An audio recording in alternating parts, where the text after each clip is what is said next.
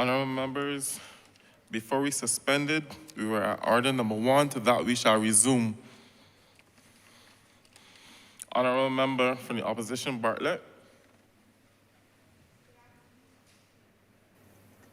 Good afternoon, Mr. Speaker, honorable members, honorable guests. The Bible verse, Matthew chapter 22, verse 39, speaks of loving thy neighbor as thyself. For several generations, this concept has been taught to children as young as the age of 3 years old, with the aim of teaching them to treat each other with the love and the respect that they need to become good and productive individuals in society.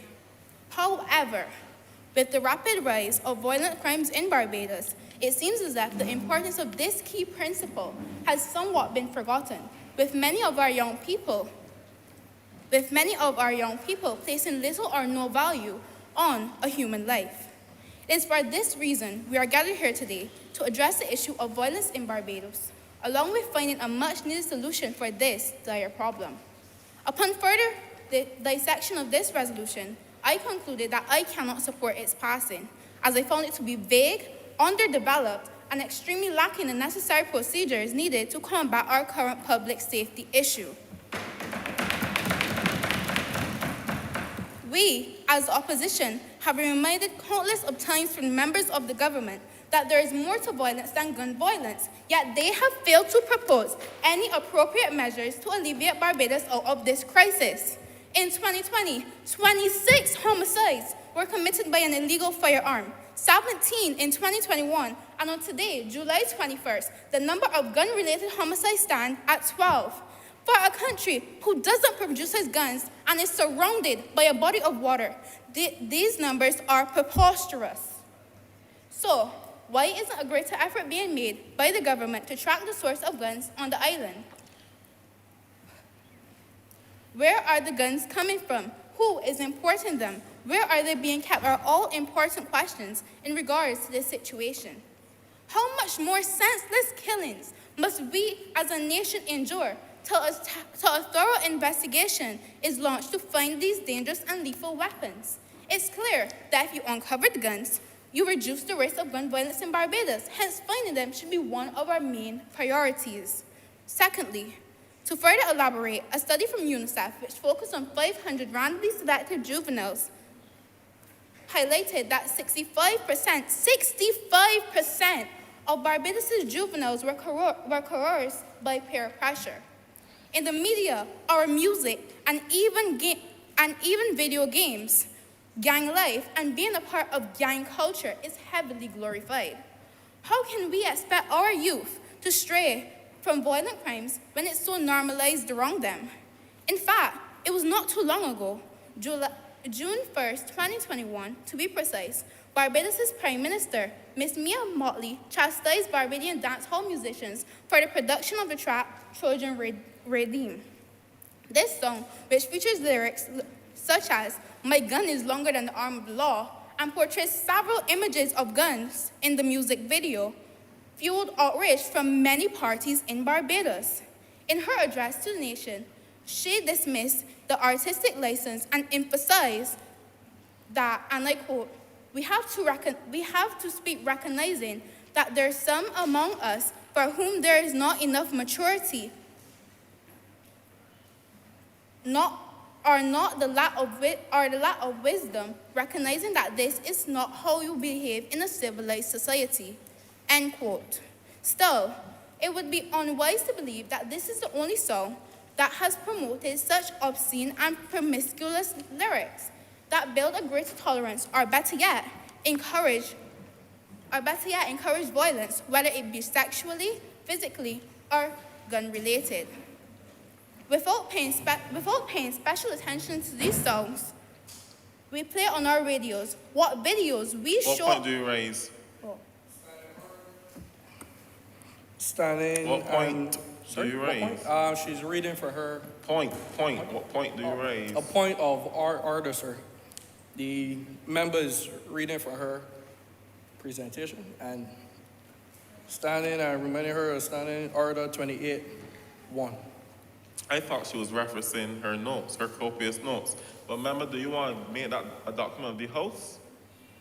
No, sir, but... Well, sir, ma'am, you would have to stop. Okay. referring to the copious notes and Okay, continue I'm your gonna make it a presentation. document, sir. I'll make it a document. You can bring it and perhaps the marshal can circulate to the members. Pardon? Bring it You're to making you? me document host, or Yes, you're just sir. referring to your notes? I'm referring to my notes. Referring to your notes? Yes, okay. sir. As I continue, without paying special attention to what songs we play on our radios, what videos we show our children, what we deem as appropriate, or okay, this problem of violence has only just begun. And no, Mr. Speaker, I am not asking for us to remove our culture, but better yet, I'm not asking for us to abandon our culture, but if we don't take responsibility and control the level of profanity our children are exposed to, furthermore, releasing the pressure of fitting in, many of our young people are releasing the What point do pressure you of raise? Oh, gosh. I rise on a point of order. We'd just like to remind the honourable member again of Standing Order 28.1. If you are referring to copious notes, passive glances are sufficient. But we will not encourage slavishly following notes. Thank you. Point found. I'm gonna give them the Honourable member, please, I would like to make please, it a I'm going to document of ask the for your House, forbearance. I would like I've exercised tremendous forbearance where this is sit down. concerned. You're going to have to make a document host. Yes, sir. You're going to have to bring it, and I'm going to get the marshal to copy it and circulate it to the members of the house. Until then, please stop. Yes, sir. We'll make it an email to make sure that everyone. Okay.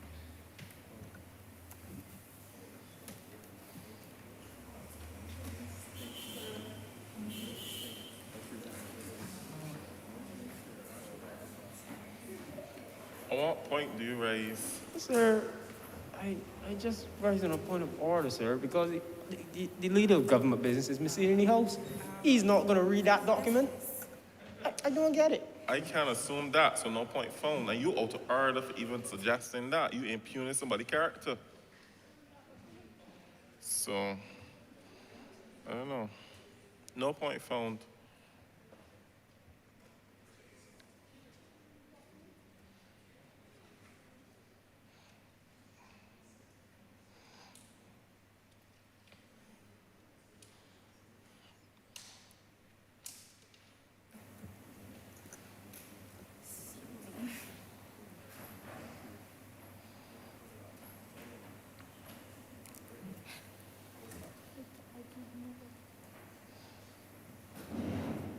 I understand what happened. And if we do not remove Just the hold a minute. please. Is it becoming a document of the House? Yes, it's becoming Are you making a document copies of of the House. document and circulating to the members? Yeah? Continue. Okay.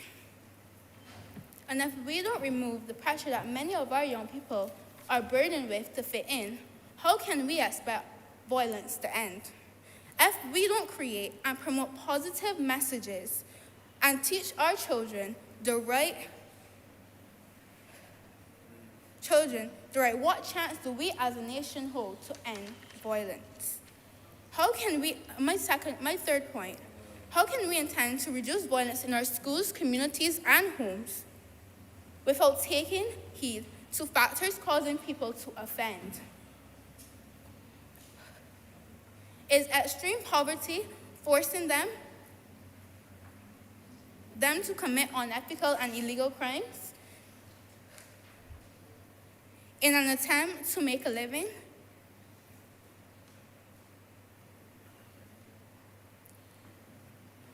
Are our sanctions not tough enough to deter them in the first place? And lastly, is our community not accepting when they go back into society? So they have no choice but to reoffend are only a few examples of the questions we must ask ourselves when we aim to reduce future crime. Minimizing influences such as poverty, social background, and creating an environment that allows everyone to have an equal opportunity will in turn reduce violence in Barbados. To conclude, without implementing measures to better regulate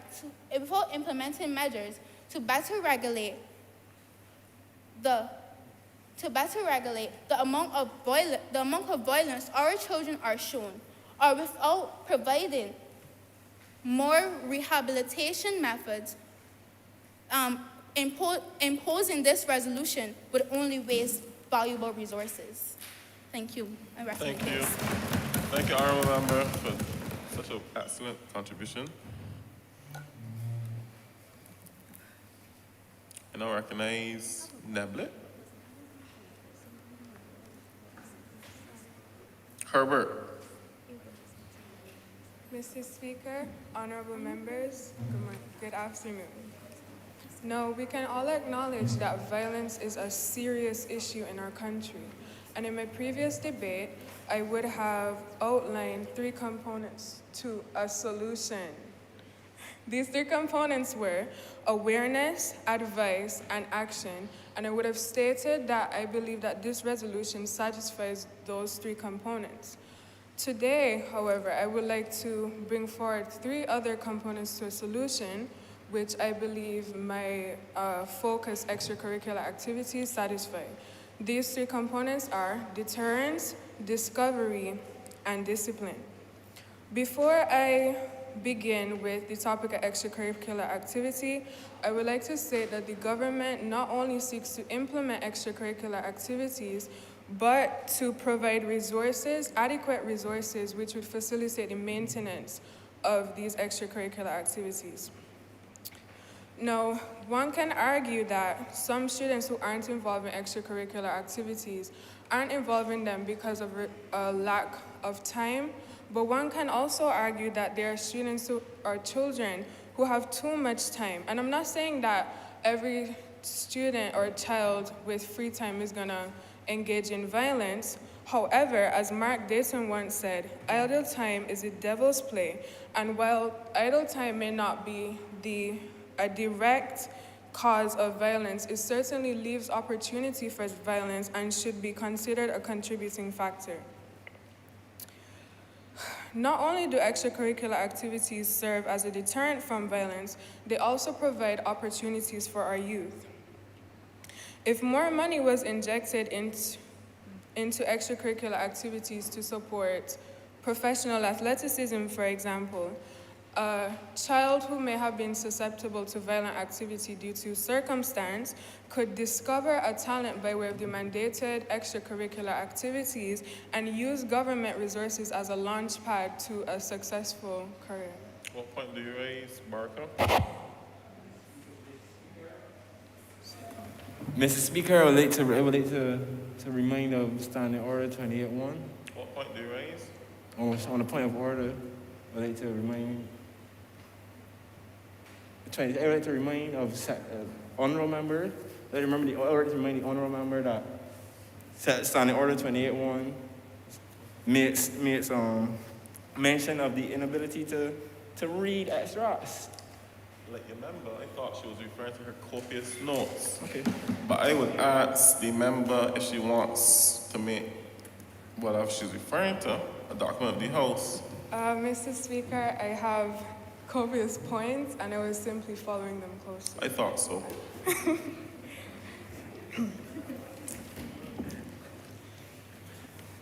Sorry. Now, in reflection, we can see how these 3 components are satisfied by extracurricular activities, as extracurricular activities serve as a deterrent, deter young people from violence. They offer opportunities for discovery of talents, and extracurricular activities create goals which can instill some form of discipline in our youth. The honorable member made mention to the socialization of our males, and I can agree that to some regard, we as a society have failed to encourage positive What point do you raise? Sir, I raise on a point of order. And the honorable member is still reading, and I promise you, if it's made a document of the House, I will take a look at it. Wow. Honorable member caution will stand in order. Please refrain from reading notes, your copious notes, albeit your speech, whatever you would describe it to be. Otherwise, please make a document house so all members can benefit from the notes that you are referring to. Okay, yes, Mr. Speaker. Okay, as I was saying, the honorable member made mention to the poor socialization of our males, and I can agree that to some regard we have failed to encourage things such as expression by crying and, talking about your feelings. I also acknowledge, though, and I will ask the honorable member to consider that that may not be the natural response to everyone, and these extracurricular activities can be utilized as a form of expression. We need to redefine masculinity and teach our young men, and not only our young men, but also our young people, that violence is not the only form of expression. By creating these extracurricular activities, we can encourage expression, such as expression through art, expression through sport, expression through all kinds of positive activities. In conclusion, Mr. Speaker, I can acknowledge that this resolution is not complete, but I also acknowledge and stress and emphasize that this resolution is a start, and it's a positive start. And I personally would vote for this resolution to be passed. I oblige you, Mr. Thank you so much.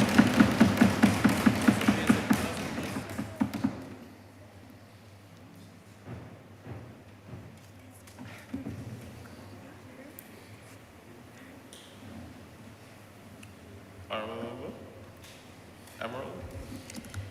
Mr. Speaker, honorable members of this House, I would like to stand before you today and say good afternoon, but how could I? How could I call it a good afternoon when today we are here discussing an issue like gun violence? After all the things that we have seen in our society lately, we've seen shootings in the car parks of fast food restaurants.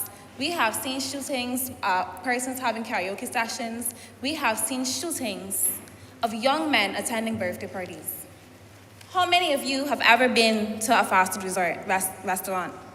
How many of you have ever been to a birthday party, a karaoke session? Maybe all of us. Mr. Speaker, today we have a problem in our society. This is not the Barbados that I recognize. This is not the Barbados that my parents recognize, and it's definitely not the Barbados that I would want for my children if we continue on this trajectory. I must preface my speech to you today by saying that I am aware that gun violence is not the only form of violence in our society. I know that this type of violence may capture the headlines, the stories, and the attention of people within our society, but there are less spectacular forms of violence that face us every day. But today, my presentation will be focused on gun violence. Why? Because the resolution put forward today does not make any specific mention of ways to combat gun violence. Within this resolution, I can identify resolves that gear towards combating domestic violence mostly.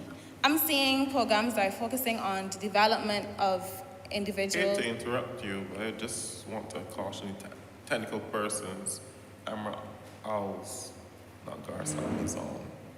Continue. Apologies. Thank you. Within this resolution, I can see programs that are focusing on the social development for children in schools and training programs for parents. No, don't get me wrong. I agree that these initiatives are really important for a child to have a sense of village, as we all have been making mention of today. But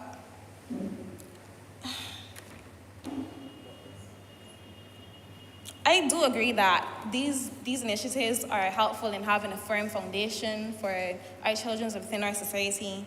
But as my member would have alluded to rather, a village that does not encourage its child, does not embrace its child, the child would burn down that village trying to fit in within the society. So I understand these resolutions are being put forward by the government. But I also see a resolve that speaks to the creation and expansion of victim identification and care and support. But you want to know how people that suffer from from gun violence are identified?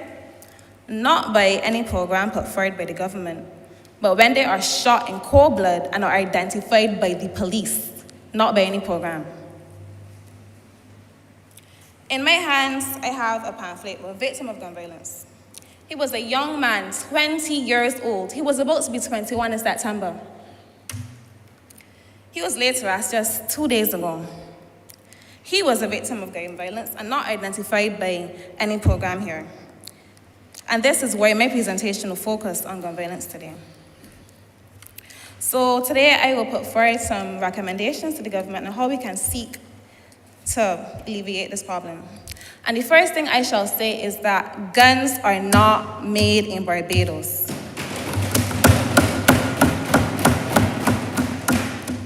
It does not take a rocket scientist to know this, and that any guns that are being used within our society have to be brought in, whether by air or by sea.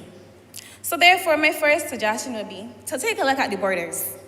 Now, I'm aware that our government has, and bear with me while I look at my notes really importantly, we have this ALTA system, which is a subsidiary of the IAI, the Israel Aerospace Industries. They were contracted by the government of Barbados to upgrade and provide additional features and capabilities to the Integrated Coastal Surveillance System, the ICSS. Now, this initiative provides the government with a comprehensive maritime situational awareness, right? And this allows the government to have a picture of threats and unlawful activities that are being enacted in North Sea. This project... Mr. Speaker, I raise on a point of order. Yeah. I will ask the honorable member to make the pamphlet a document of the House so that everybody could benefit from I agree. Mr. Speaker, did she say the pamphlet? Yeah. No problem. You can bring it and get some copies, Marshall.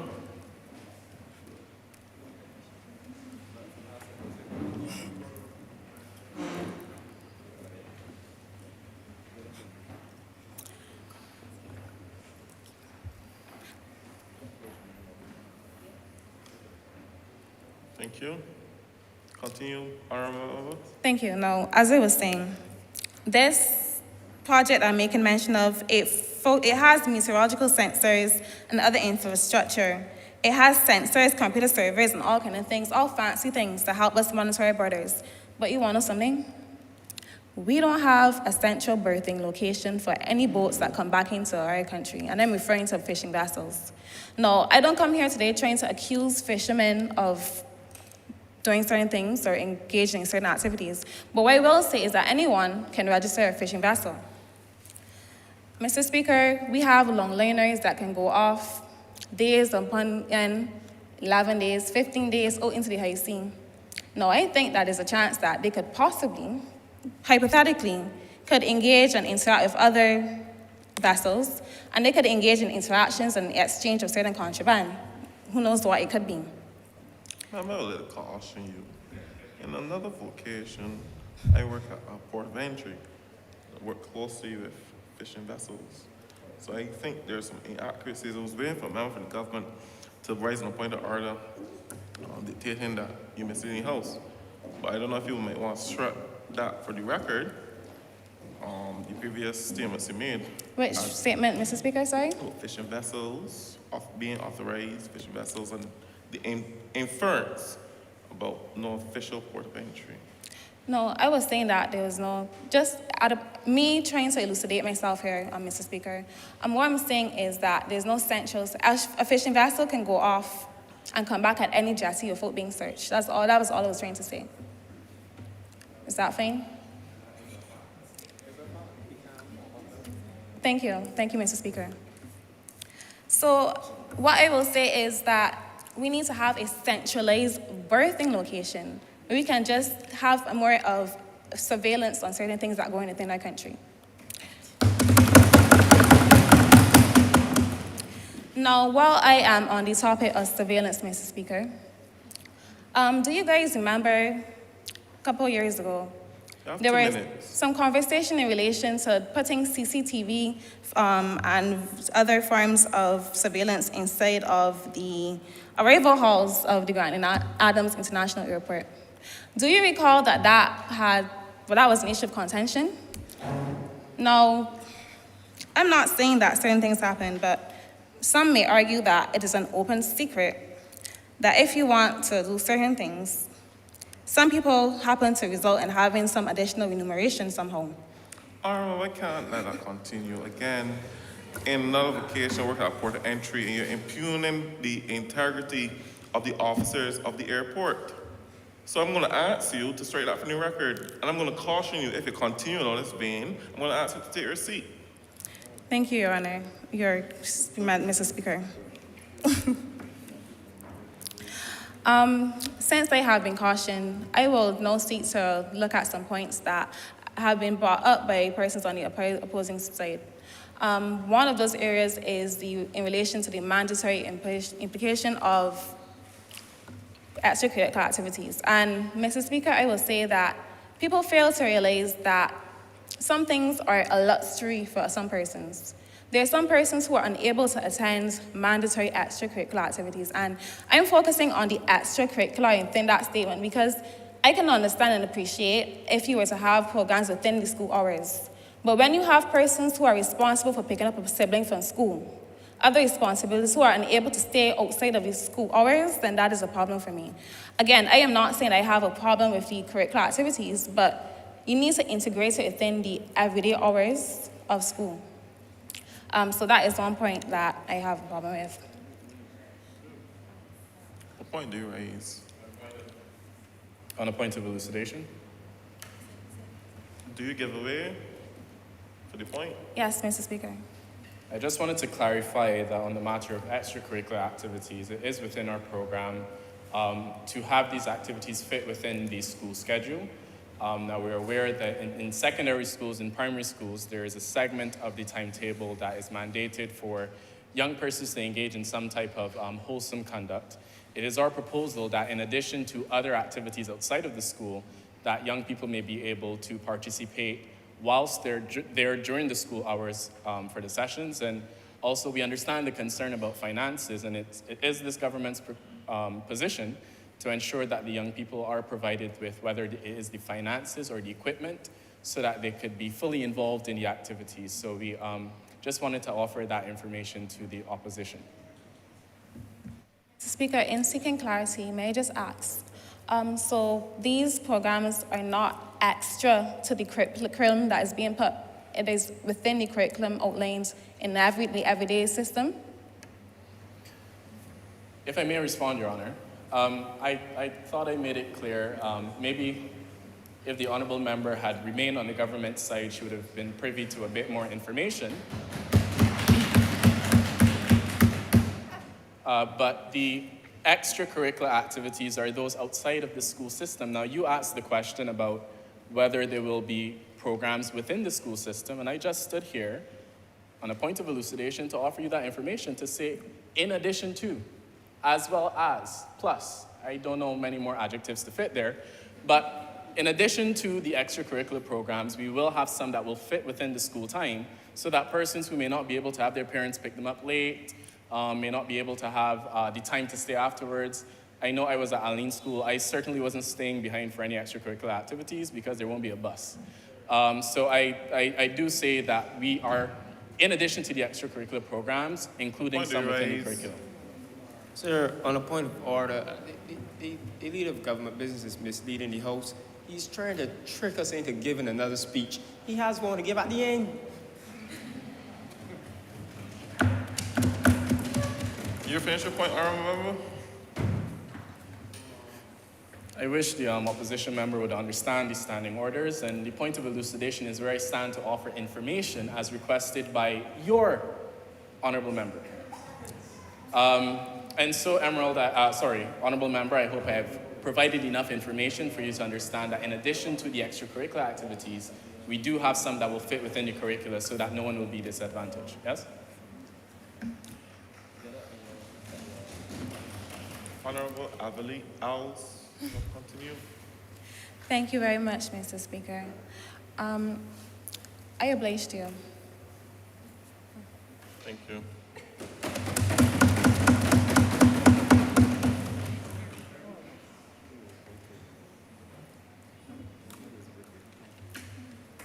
Honorable Freeman. Good afternoon, Mr. Speaker, honorable members and colleagues. Today I stand to speak on the matter related to extracurricular activities and explaining it further as my colleagues and the Prime Minister has stated. Firstly, Barbados has seen a constant recurring theme of violence within the island, and this violence is most prone in our youth. It causes the youth to stray away from what we see them as lights of the future, but rather they become misguided and they lose their path and involve themselves in activities which we seek them not to. Continuing, years ago, violence used to fluctuate on a regular scale of around 20 murders per year. That has changed, however, as in 2019, we saw numbers up to the 40s and 50s. To tackle this matter, we must look to the youth and address them. Raise on a point of order, sir. The honorable member is reading, and I think that by the time we're done, we're going to have a folder of documents. We need the document as a document of the House, sir. Thank you. I'm simply referring to my notes. Members, please refrain from reading speeches. I'm not sure if I can allow much more contraventions of the standing orders. I mean, you've been involved in this parliament. This is not your first time, right? So you need to follow the standing orders. Else, I want to ask you to sit and perhaps ask you to leave the chamber. Continue. Continuing. These extracurricular activities are to guide the youth, as most of them come from disorderly households where their parents don't guide them or their families don't guide them. And not only that, but their families are crowded in these homes. So the extracurricular activities are to give the youth a new area where they can express themselves and enlighten themselves in new skills and new techniques that they can bring forward into the workforce as they age into the 20s to 30s. Following that, with these extracurricular activities, the youth can not only broaden their skills, but also strengthen their skills. Some have talents that may not be seen in the activities provided now, but if we add more activities, they can then express themselves in better ways. Activities like baking and hiking. Some youth don't like sports, and with that, we can also engage them with former persons who are in their steps and show them new ways or show them the following ways in which they can continue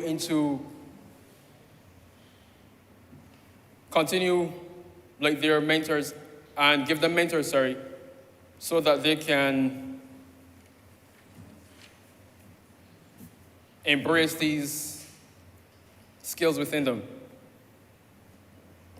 Explaining that point, we can give them the chance to meet persons who have experience and are now out in the workforce, and they can prosper with those examples, leading themselves into the workforce. These youth are often misguided, and these misguided activities come from, if I may, following points, not reading.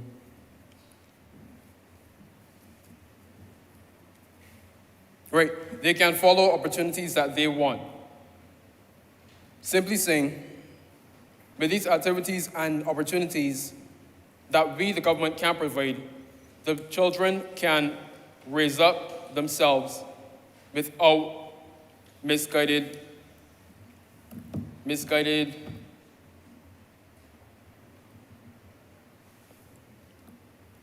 influences. Peer pressure is another thing that makes the youth follow unwanted traits. With these extracurricular activities, we can put the youth in programs that can stray them away from peer pressure. And with this, they will find themselves in groupings, social groupings, where they have similar skills with other youth like them, other young people like them, and they can find friends and other. Please wrap up. You have a minute and a half remaining. Thank you, Mr. Speaker. Find other persons who also share similar techniques with them. When we look at the streets, we see young men dragging garbage cans out in the roads and looking for sticks and rocks and throwing it. Some see it as mischievous behavior, but truthfully, they are looking to play sports. So we can use that and put these young men into sporting programs so they can better themselves in a way that not only instills discipline, but also instills proper training in the sport in a safe regards. I would like to conclude by saying... What point do you raise, Peters? I raise on a point of elucidation. I just like the honorable member to... Do you give away? No. Please have a seat.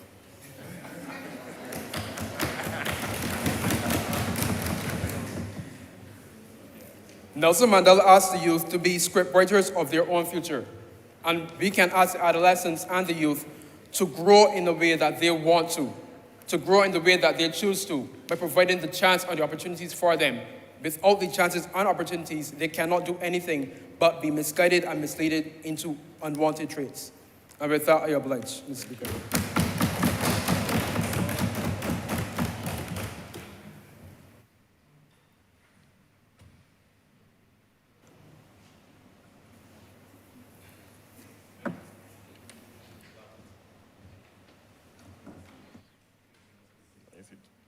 Blunt, honorable member. Thank you, Mr. Speaker. Mr. Speaker, honorable members on the government side, honorable colleagues on this side, good afternoon. The recent spike in violence and crime in our country begs the question, is there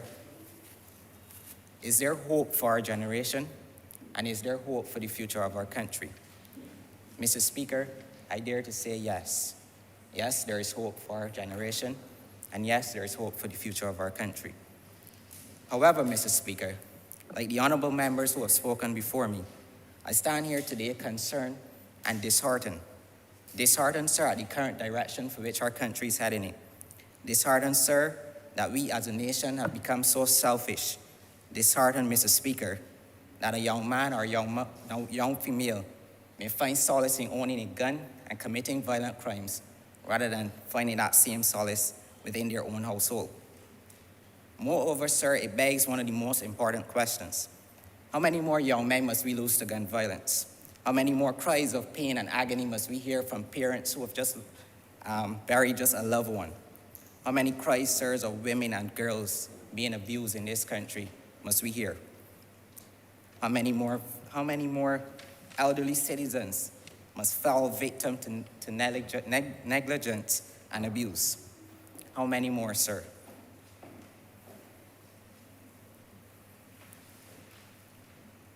Mr. Speaker, it is time for us as a nation to understand that this is not just an issue for the government, this is not just an issue for the Attorney General, or it's not even just an issue for the police service, but rather is a whole of country approach. It demands all of us working together to find the solutions. Now that being said, Mr. Speaker, that does not mean that policymakers and those who are in charge of making these decisions, that they should be able to get off scotch-free. Mr. Speaker, but here we are debating a resolution that does not even scratch the surface as it relates to the urgency that these matters demand. I believe, sir, that when we talk about violence in this country, it requires all of us to identify the root causes of violence in our country. So what are the root causes, sir? Well, Mr. Speaker, according to a survey conducted by UNICEF entitled Generations Unlimited, the Well-Being of Young People in Barbados, it reveals, Mr. Speaker, that the principal drivers of are the root causes of violence committed by juvenile offenders, or peer pressure, lack of parental control, and unemployment. Mr. Speaker, in the survey, it also states that youth who have a low quality of social connections with peers there are an increased risk of participating in violent behaviors, and so are youth who are associated with delinquent and antisocial peers. Mr. Speaker, it goes further to say that involvement with deviant peers is also one of the most powerful influences on the onset of delinquent violence behaviors. In other words, Mr. Speaker, participation in violent activities, oftentimes on blocks and in communities, it is a tool of gaining membership in certain gangs in this country. It also goes as far as obtaining respect and attention of peers within those same gangs on the blocks, Mr. Speaker. Moreover, Mr. Speaker, one of my other points is the lack of parental control. And I just want to step back and actually commend the government on the point in this resolution that talks about the creation and expansion of training programs for the parents with the aim of preventing violence and reinforcing safe and stable nurturing relationships between children and their parents and caregivers. Now, any of us in here who knows that when we talk about violence, it has to be something that is addressed at home. And so when the government puts forward this proposal, I do support it, because it is, I wouldn't go as far as to say it's innovative, but it is a good step in terms of moving forward and how we address the issue. Because oftentimes what we realize, especially in Barbados, that a lot of our young people are growing up in households with just a female or just a mother. I, for one, grew up in a household with just my mother. And oftentimes that the lack of a male figure within the household oftentimes pushes young men to participate in violent crime and things that are not necessarily the best. I want to go further, Mr. Speaker, to talk about unemployment, because I've heard a lot of discussion today, but one of the things that were not mentioned is unemployment and the rising cost of living in our country. All of us in here know that when prices, when times get harder, oftentimes people... You have 2 more minutes. Thank you, Mr. Speaker. Oftentimes when times get harder, people find, they look for ways to survive. And oftentimes, for young men, it seems the easiest way out seems to be to turn into the block where they find opportunity. In reality, there are some households within our society where there is no opportunity, and these young men feel that opportunity when they go on the block. For instance, many times they may say that they want to make quick money, and the way to do that is to turn to crime and violence. As a matter of fact, just the other day I was having a discussion with one of my friends, and he is a block person, and he was saying that on his block, they use walkie-talkies. So these guys are getting innovative so if they see a police car coming, these guys don't need to be right in contact with the police. They sound the alarm from far away. And so we need to understand that even though these young men are finding innovative ways to commit crime, we as a society, we as a government and opposition, need to understand that we need to address the issue of why young men turn to violence in this country. It is not something that one get up every morning and say, well, let me just commit crime. The reality is the lack of opportunity. It is the lack, sir, of the disregard for men in this society. I also remember that in another setting we talked about In another setting, there was talk about how the prison, the population of the prison and the numbers, and a greater percentage of the cells or this room available in the prison was for males. So that alone shows that our society expects men to fail. And I think that is one of the problems. If the fact that we can build a prison that houses more men than female. And I don't say that. I mean, it shows that we as a society are not doing what is necessary in terms of how we push young men from these violent crimes. Thank you. So, I oblige to you, Mr. Speaker.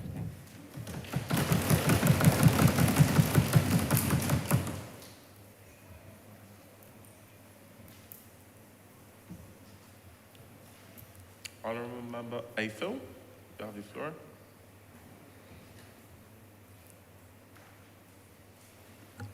Mr. Speaker, honorable members, good afternoon. Violence, a hurricane that has been threatening our shores, except it's not just threatening. In fact, it comfortably sits in our homes and kicks up its feet. It sits behind our desks in schools, and it's even in our churches. Violence has been around far longer than we have, and I fear it will continue after us. That is why we need to try to do something.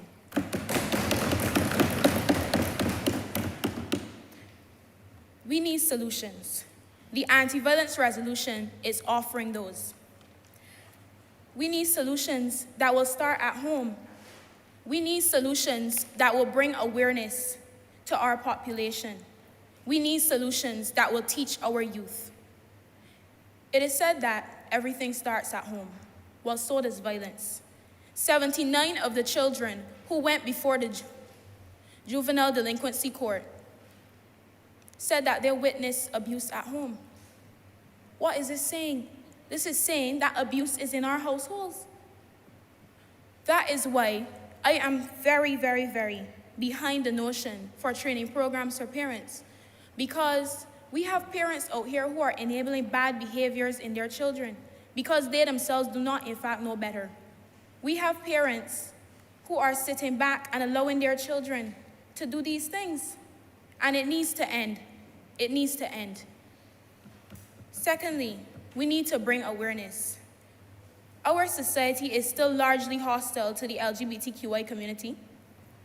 We have people who will shout insults at them, threaten to harm them, and who may actually carry it out just because. And violence, just our distaste for violence would just fly through the window because of this? No, it has to end. Finally, we are looking to use extracurricular activities in order to teach our youth important life skills, skills that will benefit them in the future.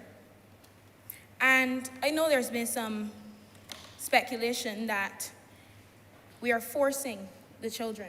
We are not. And I have an example of this. I can testify to it. Because when I was first into secondary school, I was rather shy. And I didn't have the courage to join certain extracurricular activities, and I let my fears get in the way.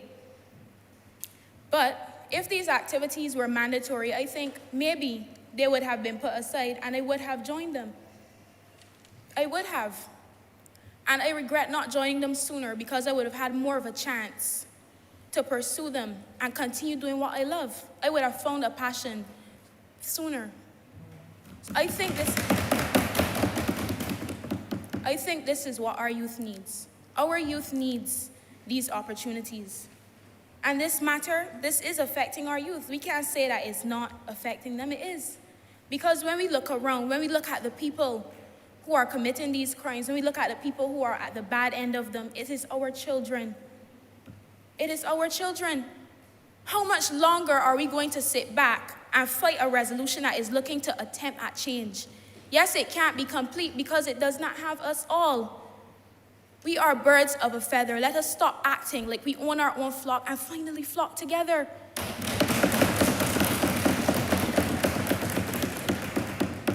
This concerns Barbados. This does not concern me, you, or anybody else. This concerns us all. It concerns we. And unless we step forward and do something, it is going to continue. More lives will be lost. More people will be being abused at home. More children will become victims. So let us do something. Let us start here. Let us start with our foundation and build from that.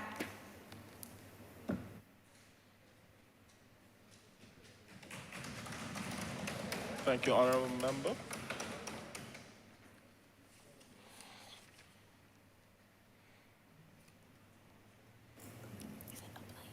I oblige.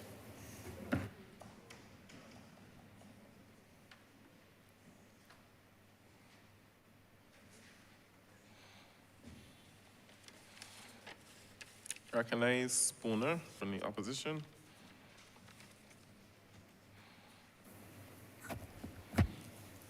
Mr. Speaker, fellow members, good afternoon. People should have autonomy over their body, whether good or bad. This simply means having a choice to consuming anything, whether healthy or not. Having a choice to the clothes you want to wear, having a choice to the job you want, having a choice to who you want to marry, how many children to have, and how to raise these children. Today, for instance, I wanted to wear this shirt, but my mother wanted to put me in a different one, and that led to a heated discussion. However, at the end of the day, it is my choice in my body. Alcohol is not innately bad. It is how we use it in moderation. The same way, for example, if we don't drink water for 3 days, we will die. So we know water is essential to our life. However, if we drink 25 gallons of water within 24 hours, we will die. Our blood will be diluted. So water is bad for us now? No. We drink it in moderation. Certain medicines contain alcohol as well. So this is bad also. And I also know that it is crop over and there's fats.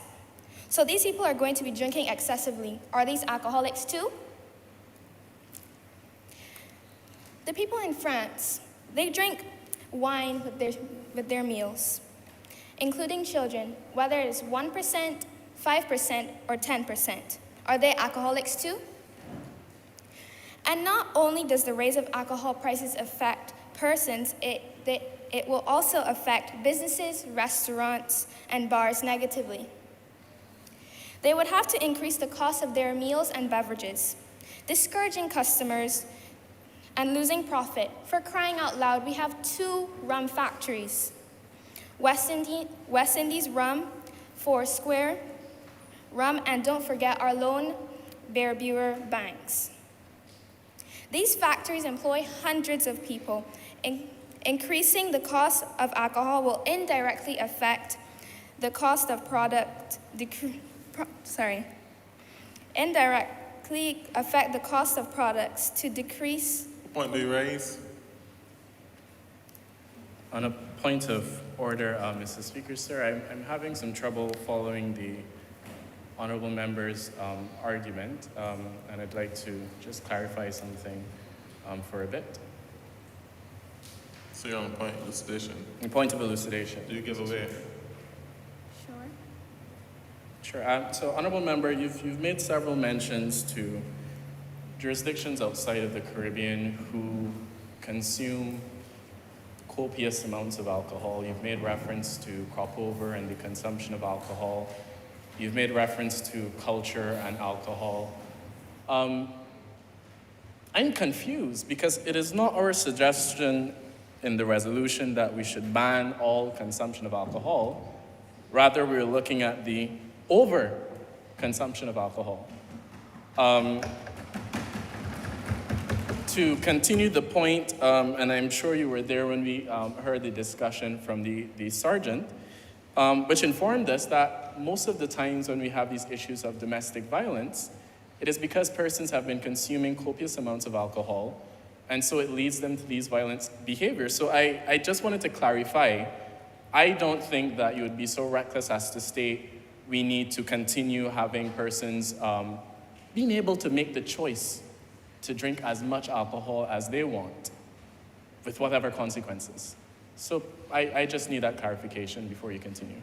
Remember, you probably struck a chord because you're talking about alcohol, the leader of government business. So that's perhaps why you rose. But please continue your speech. Well, if honorable member will hold on and wait and not assume and hold their horses, I will get to my... What point do you raise? On the same point of elucidation... So you're elucidating the point that you made before? Yes, I am elucidating the point that I made. The honorable member continues to say, if I would let her continue, but honorable member, I'm taking into consideration what you have already presented. And if I'm to go by what you have already presented, your argument is basically to say we shouldn't touch alcohol because it is not an issue in Barbados. We have rum distilleries that produce it. We have people who consume it. People in France consume it. I'm confused. What is your argument? What are you presenting to us today on the point of alcohol? Are you saying that we should not increase the taxes on alcohol? Are you saying that people should be allowed to drink alcohol when and how they please, without the consequences? Please continue. I would like to move on, thank you. He seems to be an expert on rum and alcohol. Please continue. As I was saying, these factories employ hundreds of people, and this indirectly affects them, as these rum distilleries have to lay off these people, and they would have to be unemployed. At what point do you raise, leader? On a point of order, Mr. Speaker. You must allow the member to continue her speech because it cannot allow the leader opposition to get up here and complain that we don't give him lunch. But Mr. Speaker, I cannot sit here in good conscience and let the honourable member mislead this House. We're not proposing that there's any layoff of persons in the alcohol industry. We are speaking about taxes so that persons don't consume them at the point of sale to the extent that they involve or get engaged in violent behavior. I am saying that if we increase Mr. Speaker, sir, I don't believe you've acknowledged the other honourable speaker to present. She was speaking. You can have a seat. Thank you. Please continue. Anyway, thank you. Please. If we do raise the prices of alcohol, what are we doing with the extra money? And don't tell me we're going to create programs or improve programs for chronic drinkers. We've seen this with the raise of sweet drinks. I haven't seen the extra money from these sweet drinks in any heart disease or the diabetes program.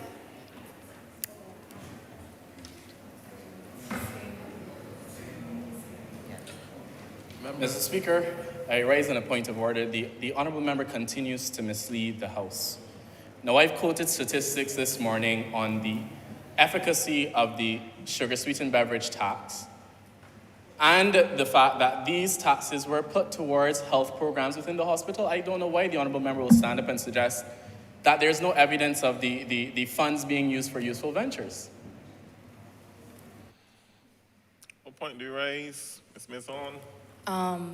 Good morning. I rise on a point of order. I do not believe that the leader of government business in good conscience is allowing our opposition member to speak. No. If you wait and listen, then you will hear what she is trying to say. Until then, honourable member, I think the please. honourable business Thank you. is all right to clarify, as are any other members in here to raise on the point when they believe that a member is misleading the House. Now, the challenge with me, I would assume that he would have saved it for his closing speech, but I can make that statement. What point do you raise, honourable member? Sir, I raise on a point of order. Our colleague, the leader of government business, is misleading the House by making the House think that my member is misleading the House. Please. He has a closing speech, sir, and I've said before, he can save all these for the closing speech. I think we want to get to lunch here, and I think we want to pass a resolution here. Thank you, member. And I've been intimating that the leader of opposition will come in the halls and chastise me because he wants to get to lunch. Anyway. And drink it down here after. Please continue your speech. And I'm going to allow you to continue and finish your speech because time has run out without any other interruptions. Thank you. I haven't seen this extra money in any heart disease or diabetes programs. I haven't seen anywhere else where this money is being used. Clearly, I've missed it in the news. That is why I believe increasing the price of alcohol is counterproductive and counterintuitive. As a few persons may be deterred from the high cost, there will always be those persons who will continuously purchase alcohol, no matter the cost, even if it negatively impacts their health or completely deplete their finances. This is a cry for help. This is an addiction not seen by the attic. There's an underlying problem, a root cause, a main problem causing them to drink excessively, such as socioeconomic factors, for example, the pandemic, the high cost of living, the high gas prices, unemployment, and the decrease of social interactions due to the pandemic. And certainly no one is happy if they are abusing substances. On top of that, increasing alcohol prices for those who cannot afford may resort to other illicit drugs, making the situation worse. And it is for these reasons that raising the cost of alcohol will not be a deterrent. The underlying problem needs to be addressed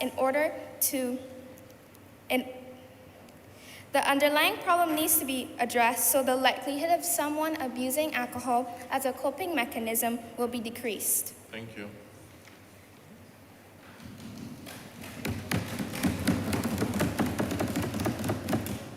I didn't get a chance. Sorry. Recognize the honorable member. Waldron. Waldron.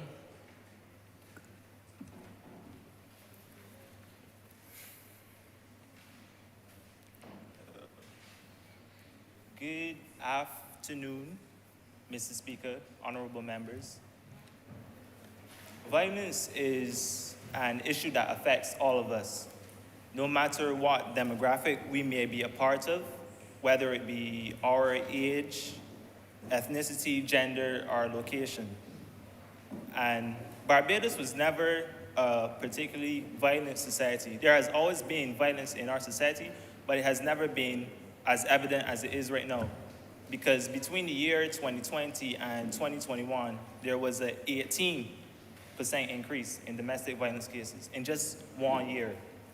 And most notably, as most of the other honorable members would have mentioned, there has been an increase in the number of murders involving guns. And this is not an issue that could be confined to one source. As the honorable members would have mentioned again, there's lack of sense of community, but there have also been the issue where they're beginning to have relationship struggles now, as well as the individual mental struggles that some people have. So I want to take this moment to look at the tax on alcohol that was just being discussed. Now, the president would have mentioned that the tax on alcohol is not to eliminate the use of alcohol. It's still going to be a part of our society no matter what, because it's already been introduced. People have grown accustomed to it. But what we want to do is we want to deter or reduce the amount of alcohol that is consumed in one sitting. And the sugar tax is mentioned as a failed price deterrent because the sugar tax, people believe that because the sugar tax didn't work, the alcohol tax is not going to work. But again, as the president would have mentioned, there was a study done by the International Journal of Behavioral Nutrition and Physical Activity. And what they did is that they compared the sales, all of the sales of the sugar-sweetened beverages, they compared that from 2014, and then they compared that to the year of 2018, after the sugar tax was implemented in 2015. And it showed that there was the 4.3% decrease in amount of sugar-sweetened beverages sold, as well as an increase in the amount of water sold.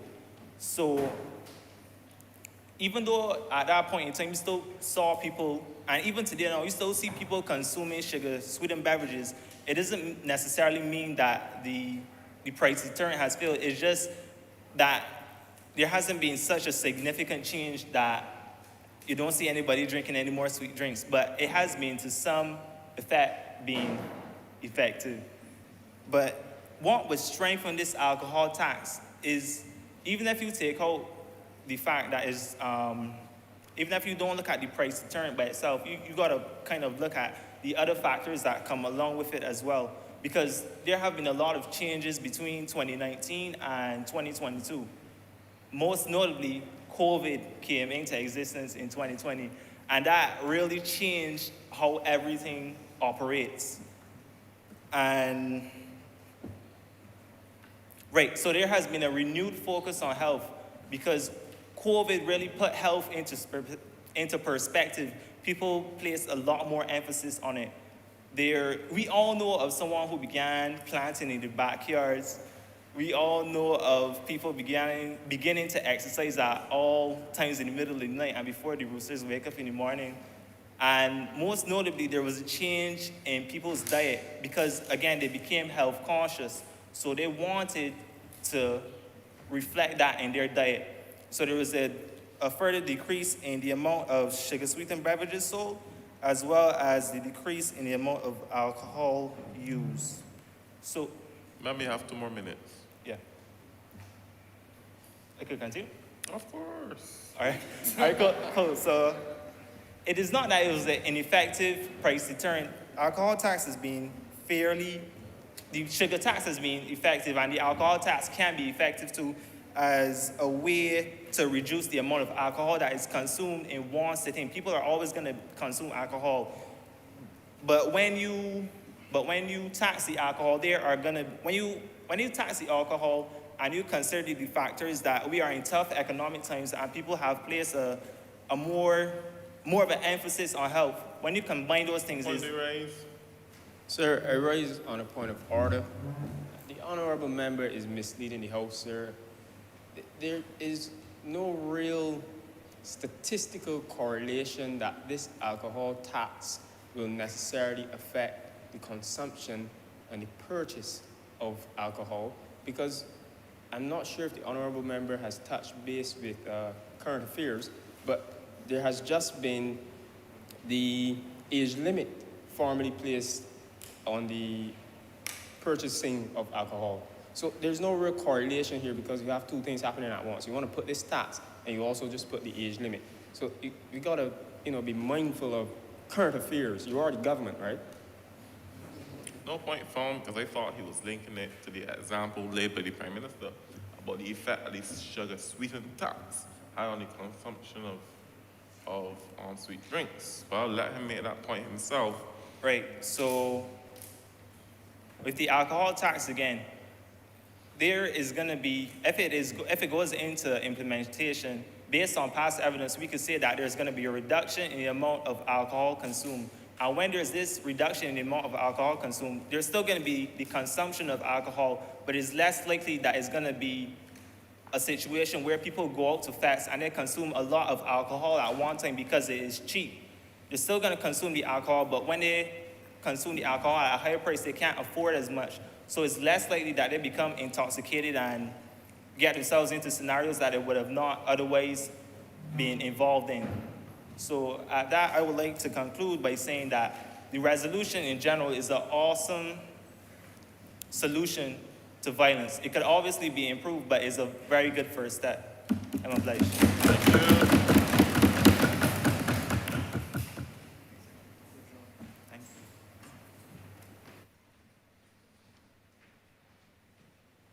Sounds like the end of government business.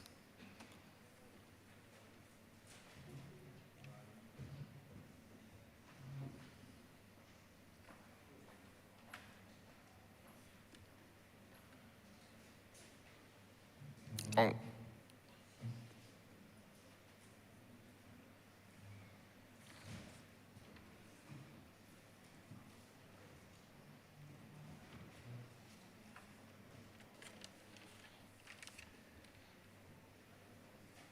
Honorable Knight, you have the floor.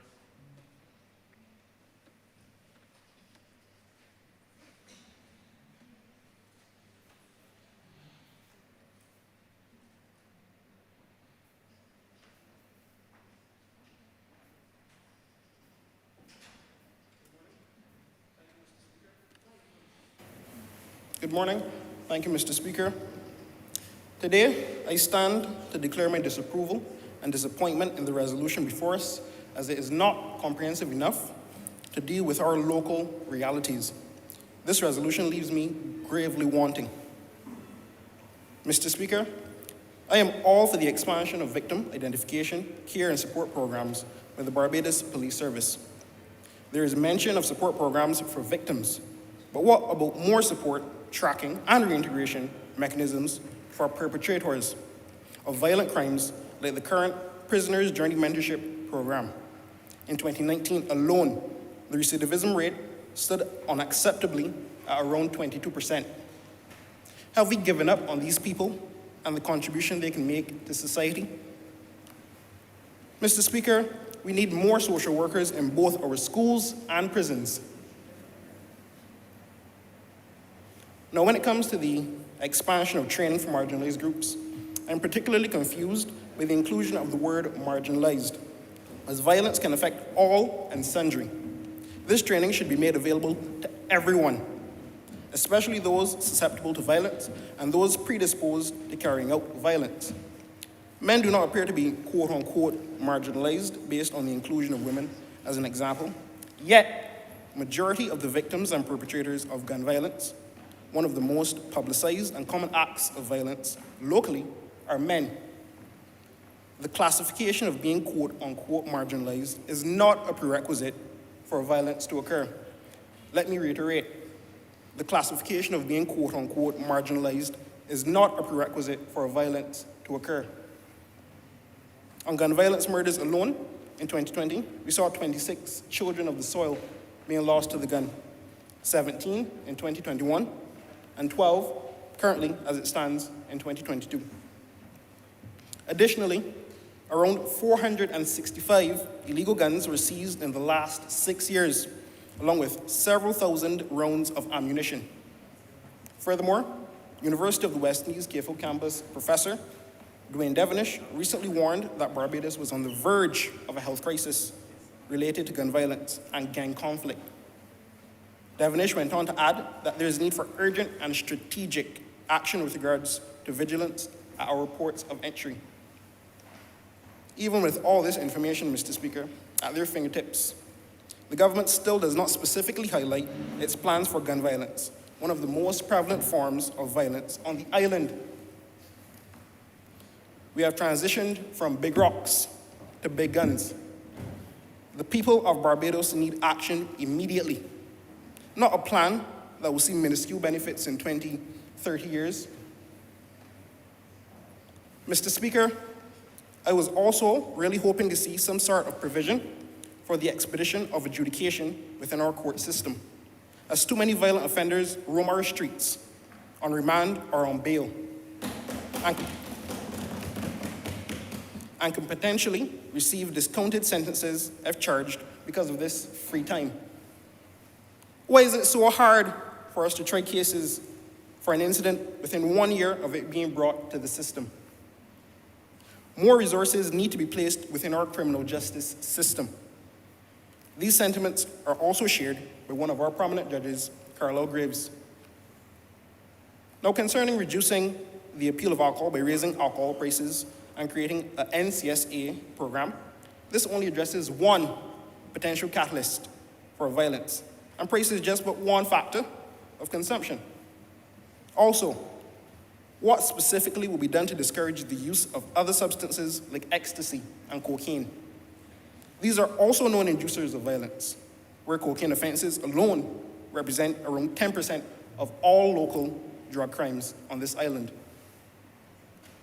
In essence, Mr. Speaker, the resolution in its current form does not go far enough in addressing the roots of violence and does not take into consideration all victims and incitements of this dreaded scourge to this society. And if operationalized, will do no more than spin top in mud. The people of Barbados deserve and need better. Too many mothers are crying out Ma'am, you have 2 more minutes. in the streets. The government makes it seem like an incomplete resolution is a step in the right direction, but an incomplete proposal can do more harm than good. Not even the banks, Mr. Speaker, in this country accept incomplete proposals. So why is the government bringing an incomplete proposal here to the people of Barbados, the good people of Barbados? The government today has brought an appetizer when it was at least hoping for the main course. With amendments catering to what I mentioned previously, I see hope for us being able to wash the bloodstains and smell of blood from our hands as a country, unlike Lady Macbeth. An ounce of prevention is worth a pound of cure. With these words, I thank you, Mr. Speaker, and I am obliged. Thank you.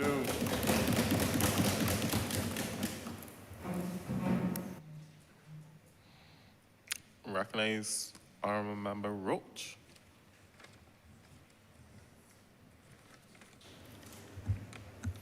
Good morning, everyone. Honorable members, good afternoon, everyone. Honorable members. Please address the chair. Right. I rise today not to show my profound support to this resolution laid before the House. But, Mr. Speaker, sir, before I dive into it, I would like now to shed some light and put a microscope on our disabled people, preferably children.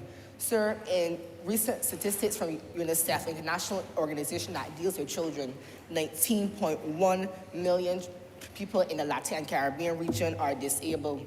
And children especially are 3.7 times more likely to be abused, sir. And this has to stop. And I come to this honorable chamber proud and happy to be in this position now to pass this resolution in order to stop violence against these marginalized groups. And ways we can help to ease the burden and curb and reduce the violence against these persons is by creating a focal point advisory committee, a high-level advisory committee that would advise the government on ways we can address programs that we can implement to reduce the violence against these persons, and by also recognizing in our society that these people are persons, these people, regardless of age, gender, or ethnicity, they must be protected at all costs. And I'm happy to be here to shed that light. In 2017, this honorable chamber passed the Prevention Discrimination Act, which protected and prohibited discrimination against persons who are disabled in the workplace. Because, Mr. Speaker, these people must be able to go in their place of business and earn the dollar so they can provide for themselves and their families. And that is why I'm happy to be here to protect them. Sir, in 2002, the government released a white paper putting our position on persons who are disabled. And it quote under the Constitution that persons and citizens in Barbados must be protected because they all share the same civil, political, cultural, and religious views. Well, not really religious views, but they all must be protected. And sir, in the words of the Honorable Mia Moore-Motley, these people, they're not foreigners, they're not aliens, they are Barbadians, and they must be protected at all costs.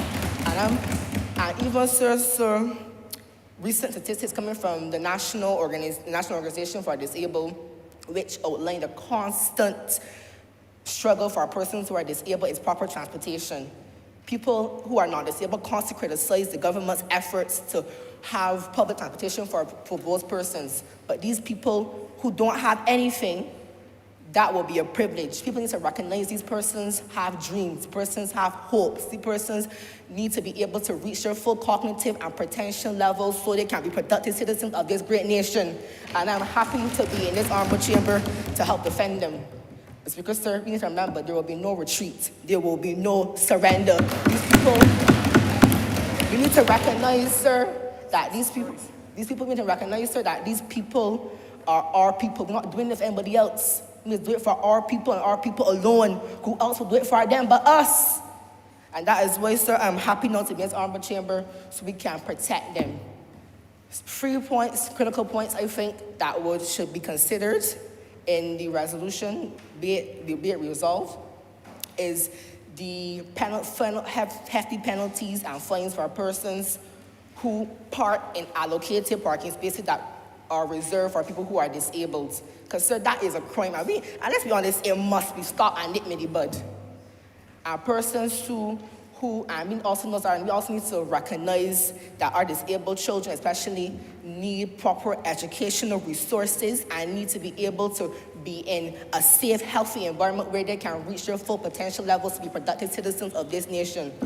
Sir, we have people like His Honor Senator Andrea Boyce, who went to university and he was able to reach his full cognitive level because he was able to reach and be in a safe and healthy environment. Sir, I rise on a point of order. Once again, the government side does not seem to be in tune with current affairs. I attended the launch a few months ago when right beside Collins, there in Broad Street, there was a big launch for the parking spots in town for disabled persons. What is he talking about? I was there too. I saw you there. I We had a understand. drinky dongy after. I don't know what he's talking about. We were there. He needs to read the order papers. He needs to read the newspaper and watch the news. Honorable member, have you know that you always read the news, but let me go past that. What I'm trying to say is that he just stated my point earlier that we have the potential to make these people reach and do more. And that's what the resolution right now, which you're always criticizing, does more and will build on the foundation, because we need to start from somewhere, and if opposition will work with government or move out of the way so we can help protect these persons who are constantly marginalized and discriminated towards, sir, because people, so let's be honest, people in Barbados must not, let's be honest, sir, people in Barbados must not or should not be able to walk in their communities and their streets out the feel of... We have 2 more minutes. Bring it home. All right. Without having the feel of being discriminated or prejudiced towards, so that's not the Barbados that I know. Barbados that I know, our Canadian armor chain I keep fighting for, is Barbados that will constantly protect our marginalized groups. Because at the end of the day, they are all Barbadians. And the Speaker, sir, in my closing, before I was interrupted, I would like for hefty penalties and fines for persons who park in allocated parking spaces, more educational resources for persons who are disabled, and we also need to recognize and the resolution will speak to that also, that the awareness so we can include these persons in our day-to-day lives, because these people, I say again, they are Barbadians and they must protect it at all costs. And that, Mr. Speaker, sir, I oblige to you.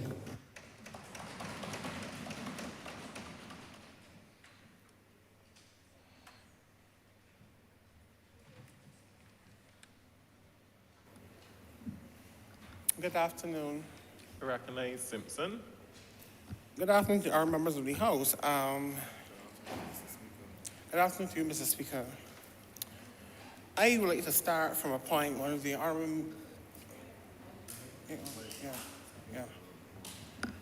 Right, I would like to refer to the point the honorable member made earlier about this resolution laying the foundation.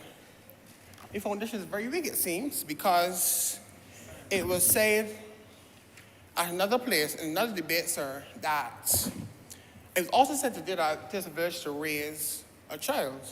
But yes, I'm saying here, sir, that I'm still trying to find the village in here. Where they're training the village, sir, because if you are saying to me that it takes a village to raise a child, put it in here. Don't bring something to me that's incomplete and then expect me to go with it and they're telling me to sit down and follow government. It don't work like that. Don't bring it to me. But I lost the word, sir, because this is a bunch of foolishness. This is foolishness, sir. Because it seems... Remember, I caution you about the use of unparliamentary language. Sorry, sir, forgive me. But I'm a bit passionate today, sir. I can tell. Sir, but it seems, sir, that all was done, that they made the words a little small and put it on one page and thinking something new. But sir, my memory has not failed me, sir, because I can see that the old one has a little thing back and no, this ain't got nothing. So don't think because you reduce at me that we bring it front to me. I also want to refer to another member that said about birds of a feather flock together, but I just want to say something to you, ma'am. The Army House. There's always a saying that a leader must go before the flock, go off in a new direction, confident that he's leading his people in the right way. Right? I also like to say that it was said already that our young men are the issue, right? But where is the resolution speaking about our young men? I am not seeing any resolution saying that speaking of our young men, whether it is counseling, training. I have not seen it here in the resolution. I am not seeing it here in the resolution, sir. Sir, I'm also, sir. What point do you raise? Mr. Speaker, I raise on a point of elucidation. Do you give away? No, sir. I will continue, sir. Sir, if you want to raise the price of alcohol, sir, the What point do you persons- raise? I raise on a point of order, Mr. Speaker, sir. The honourable member is misleading the House. If I could continue, the suggestion that there's nothing in here that speaks to the village is incorrect. The use of language that the opposition so pressed upon earlier today and, flowery language that was included in the resolution speaks to the village that we mentioned. There's a whole of Barbados approach referenced in this document. Now you understand that the concept of the whole of Barbados means everyone. That is the village. I made the point earlier that we were talking about parents. In this resolution, we make reference to the training of parents. I mentioned Barbados. I'm not sure if you were sitting in the same parliament that I'm in, but all these things were mentioned before. So to suggest that this honorable government came and did not make any propositions about the village is incorrect. Sir, the honourable does just feel what he believes, but I will continue, sir. Sir, the resolution before the House this morning, sir, is... I remember what point you raised again. I raise on a point of order. Again. I raise on a point This of leader order. of opposition can stop me in the hall and tell me why keep it in here so long. Mr. Speaker, sir, with all due respect, the government is here to do business. So if the leader of the opposition wants to go and have lunch, he can leave. I continue to make the point to the honourable member on the other side. I wish that he would recant the statement of, you can believe whatever you believe. I wish we would not make improper and impute improper motives of honourable members in this House, because the resolution is clear. The resolution is clear. No point of order found. Honourable member, continue. Sir, I will continue, sir. I will ask again, you ready programs for the villages, sir? But I will continue. I'm also a bit puzzled by this mandatory thing because last time I checked, children don't live at school. Children live in the community. So why not take these programs into the community to get our students are at school from 9 till about 2 years? 9 till about 3, that's a 3. These programs can't do enough at that time. Take it in the homes of our students, sir. Sir, this is not good enough to tell me that we are bringing mandatory. So why are you forcing this thing on children? That's what got me. So are we trying to force this on children, sir? First of all, I think it needs to be done. You need to find out what the children are interested in, but don't just force activities on children. Say they're going through that. It is not right, sir. Sir, it is not right. Sir, and I would also, sir, would like to, because I believe in you don't always have to lambast, sir, but you can give a few suggestions, sir, to the government. So, sir, I would like to suggest that the government rethink this resolution once more and add some substance to it. It's lacking substance. It's like cooking chicken. You just put chicken in the pot and got the seasoning. Add a little seasoning, black pepper, spices, something. Because right now, it's just raw. It's raw. Please deal with that. And what is very funny that the members of the government actually got up and admitted that their own resolution is incompleted. Well done. So I don't have to repeat that again. They did it for me, so I thank you this morning. Sir, in my closing, sir, I would like to say that the opposition is not blind. So before you look to bring another completed resolution to the House, please make sure it's done, because we see, if they don't see, I see, they can tell you, I see. And I will speak about it, sir. Also, I landed the plane now, sir, so give me some landing. Sir, I want to touch the alcohol real quick before I sit down, sir.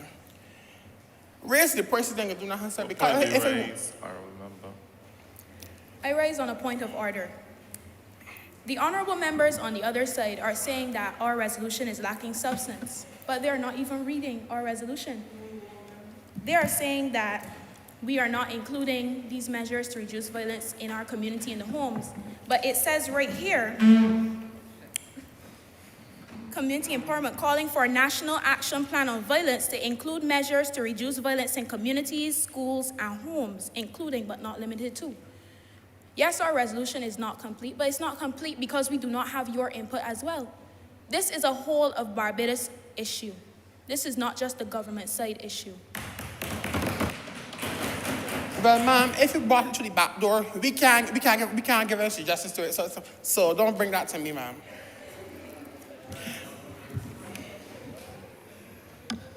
But as I was saying, our members in here, because as I was saying, raising alcohol prices does not do anything. Because if they want buy, they can buy it. No matter what, if people want something, they are going to buy it. So that needs to be relooked.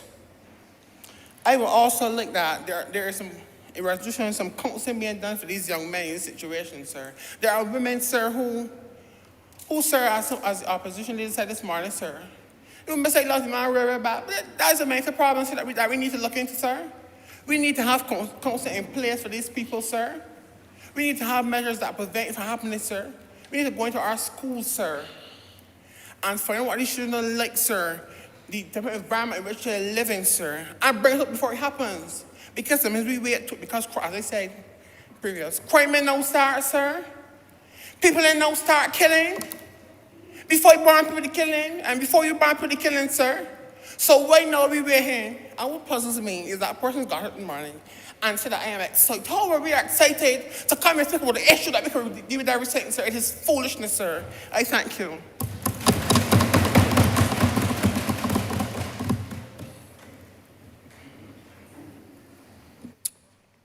Honorable Samuel, you know, raise that, Boston. You have the floor, Boston.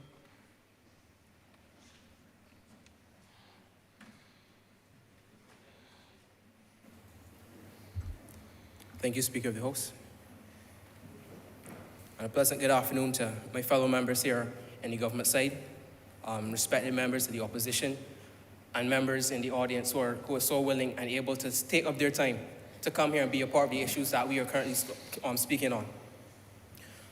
Mr. Speaker, sir, before I continue, I'd like to request that we all rise and just have a few seconds to take a time to pause and remember the lives of those lost due to violence and the mourning parents, Mr. Speaker. You could request it, but I'm hungry, so continue. Understandable. I ask for those moments of silence because this is serious. This isn't just a game to play. These persons' lives are being lost and something needs to be done about it. We need to acknowledge that they can never live another day, that their mothers are crying because they've lost their child.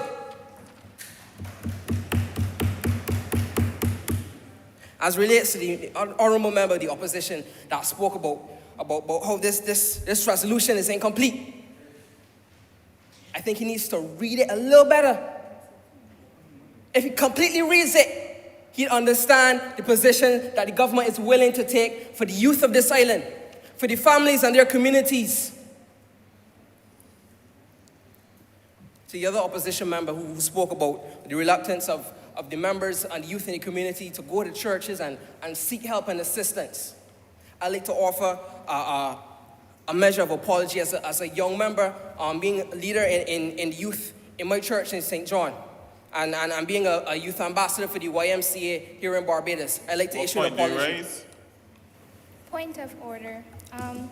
Members of the government side has said that us in the opposition has not given solutions, but the members in the government has not provided solutions either. A point of order.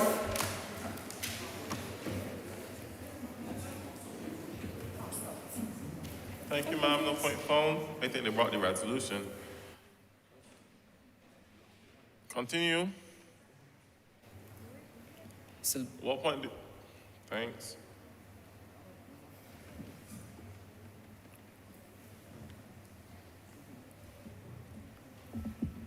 As a member of the church and the body of Christ, I apologize for every time that mothers would have gone to churches and have been swept aside and their issues and their causes was not addressed. However, as I stand here in this hallowed place of politics and parliament.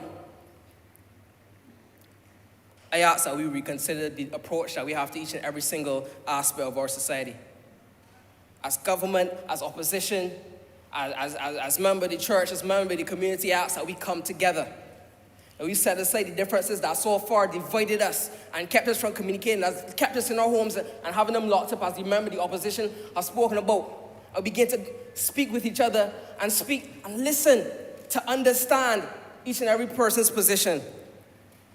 There's a number of different communities and a number of different organizations already within the community that I believe that the government can partner with in the schools and as well with the Council of Parents.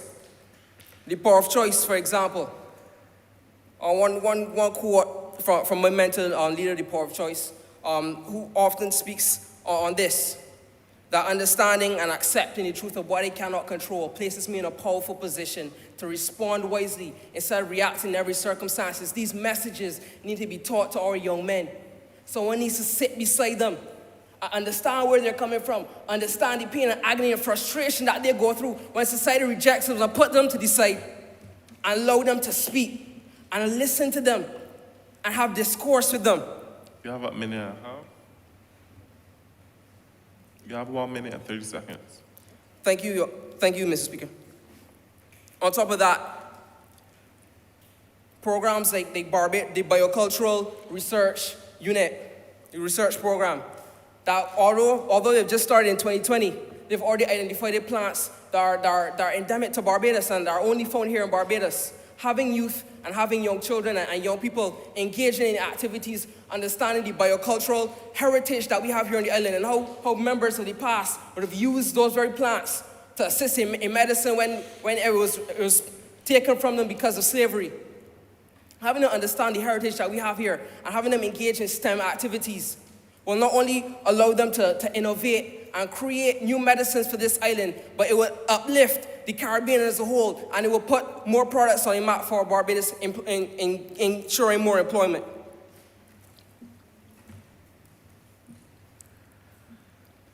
And finally, on the point of parenting, the honorable member of the opposition said the child who is not embraced by the village will burn it down to feel its warmth. A number of persons in our society have been growing up without full parenting, without full adulthood supervision, without the presence of fathers in their life. In this community and holistic approach that the government is providing, fathers will be able to find ways to communicate with their children in areas where they've been so marginalized because of community, because of society and the role that they see for men to play. We all know that whenever there's a father present providing a sense of security and safety to the home, that the likelihood of violence and the perpetration of crimes is less likely. David Samuel Green, in his thesis in Differential Pathways for Fathering and Fatherlessness in Afro-Caribbean Society, spoke that one of the main reasons of the lack of fatherhood involvement within the lives of their children is due to the fact that the fathers themselves do not feel adequate in their role as a father. Should these parenting policies and training come into communities, fathers begin to find the tools that they need to engage with their children, to not only be there as a disciplinarian, but to show love and support and to encourage them to be everything that they are meant to be. So when the opposition speaks that we are not providing any solutions and our approach is lackluster and is lacking sauce, yeah, we have solutions. Thank you. Listen and read well. Thank you, Mr. Speaker. Thank you.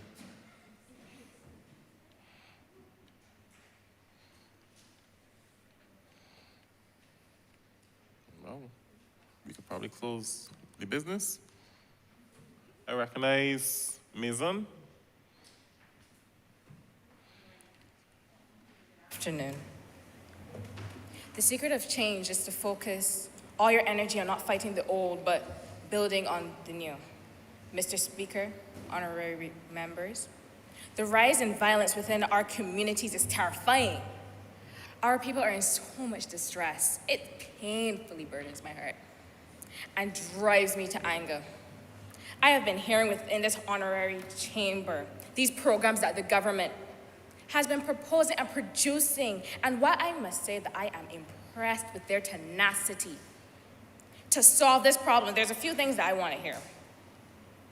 In moments of desperation and hopelessness, most times violence prevails, especially gun violence. Within our communities, the citizens who are a part of the lower socioeconomic bracket are at the short end of the stick. With the recovery of the 2020 COVID pandemic still ongoing and prices and taxes still at exorbitant heights, these persons for the last 2 years have been fighting tooth and nail to make ends meet. And unfortunately, some have turned to illegal means to do so. No, though crime and gun violence are not the same, they are interconnected, and according to UNICEF, it is normal for people to commit crimes in a nation where economic hardship perseveres. Thus, I ask this. These programs require funding. Where is this funding coming from? How will it be repaid if needed be? What will be going towards exactly? Have you even thought who would it be affecting? Why have I not heard not one of these things or this mentioned by government expenditures? Anything pertaining to funding in this resolution that has been said and admitted virtually incomplete. No, because of right now, our country, our people, whether you like it or not, is going through enough hardship as it is, and they cannot afford to be stretched so thin.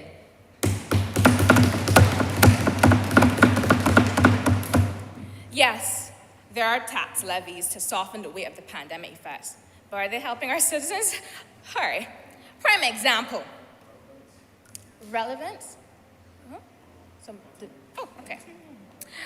Barbados vegetable import in 2019 was $1,630 per ton.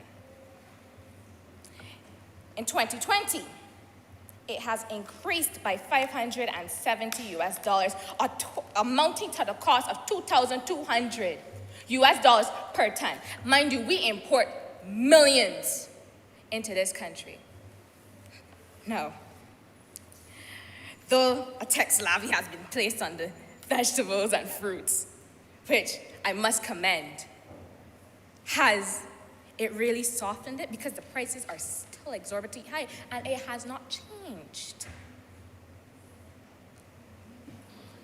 So, that along with the excise tax on sweet beverages that have increased to 20%. What point do you raise? On a point of order, Mr. Speaker, sir, I just would like the honourable member to steer me in the direction of the relevance of her line of discussion. We're speaking about violence in Barbados and programs to promote the development of young people, and I'm hearing about fruits and vegetables. Thank you, honourable member. But if you had continuously listened before getting up, you would have understood. No. As I was stating before, these have been increased by 20% since April 2022, and a similar tax on high salt content products will be imposed in October of this year. So if fruits and vegetables are expensive and junk food are going to be expensive, the effects will be drastic on the lower socioeconomic bracket. So I ask the government again, where is the funding coming from? Who is it going to? Where it is going to? Now, don't misinterpret my questions that the opposition does not care about violence within our community, because that means comprehension has been futile for the past couple of minutes. But you must understand that everything our government does is a butterfly effect. If government would like to borrow this money to sustain these fantastic programs, whether it may be from the IMF or the World Bank, the first thing that would be thought about to Ma'am, you have repay 2 these more minutes. taxes is to repay taxes. Then this, let's say this happens, the cost of living will rise, desperation within our communities will rise, the persons of our lower socioeconomic status will stutter. I rise on a point of order. Mr. Speaker, sir, you've just indicated to the honorable member that she has 2 minutes to wrap up. She told me that if I listened, she would get to the point of her discussion, but yet still I'm hearing about, again, the vegetables, salt. I see no reference to our debate. If the honorable member could, in her last 2 minutes, just use it wisely to steer us in the direction of whether you're talking about, how we can fund the programs, can we stick to that, as opposed to other things which necessarily don't fall under the scope of this debate. Thank you, Honorable Speaker. However, these are the root cause. So I am going through them so that you have a better understanding of what is the mindset, what we are thinking about before we can say yes. Now, What point do you raise? Privilege, you're going. citizens would turn to violence to make ends meet or to release the stress due to the desperation. It is a cycle. So again, I asked, what is the plans for funding? No, we the opposition, we have things to propose. We would like that the intended budget, the source of funding, as well as the plan of repayment, if so needed, be a detailed blueprint of these programs, as well as to the development and the management of these programs made available to the members of this House. In addition, we propose a financial committee to oversee the aspects of these programs so that there is a clear following of the intended budget, and if changes need to be made to the intended budget, then the committee will be notified. Mr. Speaker, I know it seems that the opposition is against the government's propositions. Absolutely not. Though the resolution clearly needs some work, I am not. But we have to think logically. Morality alone does not run this country. And a house with a poor foundation will crumble, and we, the opposition, will not let this country crumble. I would like to end with this. Facts do not cease to exist because they are ignored. Mr. Speaker, I am obliged to you. Thank you.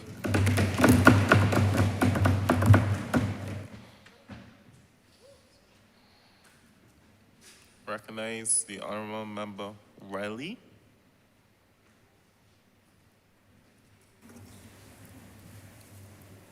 Mr. Speaker, honorable members,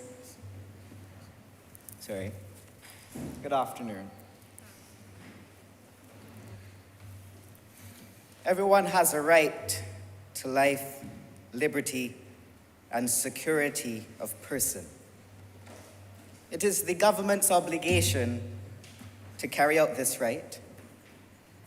The government has not forgotten its duty, though the opposition seems to make it to be. Today, we're here to discuss this resolution because we understand that. Yes, we saw the spikes in violence. And though we rush to provide you solutions in this resolution, but I see here, I have a note here, the opposition's solutions. Better, genuine mentorship. I think security was mentioned. Employment, not making extracurricular activities mandatory. For some reason, that's there. Identifying the root causes. Now, if you can look at this resolution and you can't see that the root causes are being identified, then you must need glasses as badly as I do.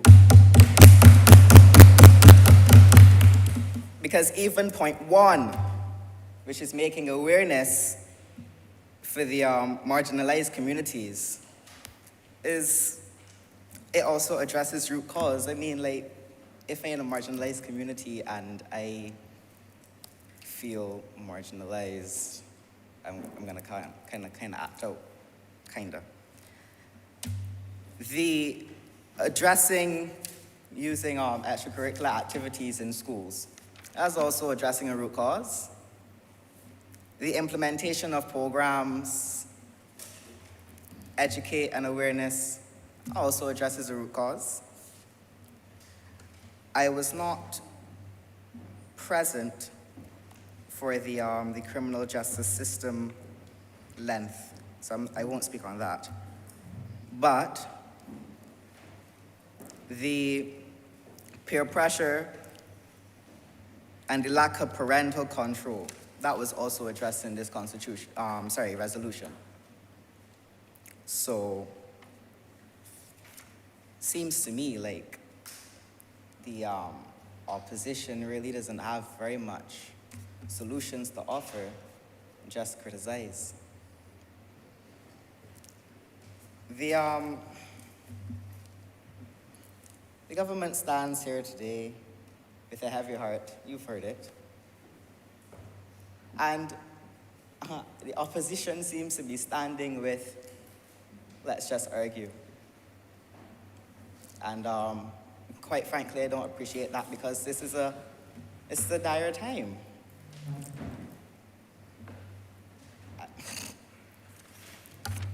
I want lunch too.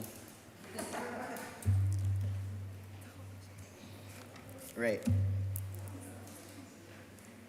What point do you raise?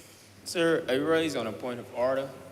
The honorable member is misleading the House. He's stating that the opposition came here to just argue. I think that one of the first points, and I know that one of the first points I made while being here, was saying that this is not an issue to politicize, and this is an issue we need to all come together for. There's nothing about arguing. You're simply putting solutions on the table. We may do it in a pushy way, in some instances, but I think the essence is we just want to provide solutions. And sometimes the only way that the government understands us on this side sometimes is if we say in a much deeper tone. Thank you, member. Continue. Yes, thank you very much. We are very happy that you want to offer solutions as hard as you want to push it. Back to what I was saying. The resolution, it addresses the issue. We don't just want reactive. And these solutions here address issues that we can be proactive about. We have proactive measures here. And I would like you all to understand that and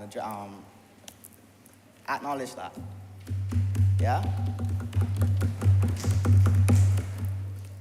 So, I'm really hungry and I don't want to take too long with this. Point raised. I would like to stand on a point of elucidation. Do you give way?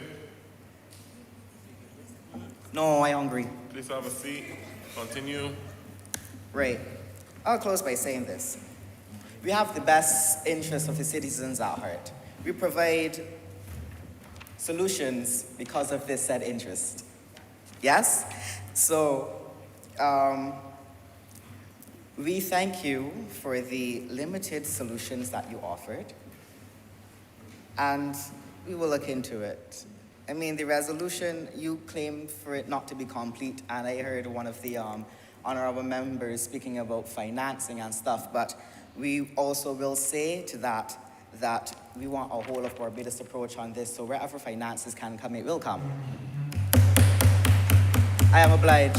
Thank you.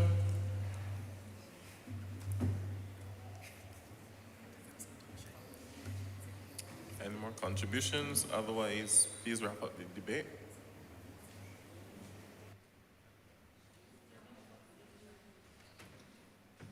I recognize the honorable member Howell.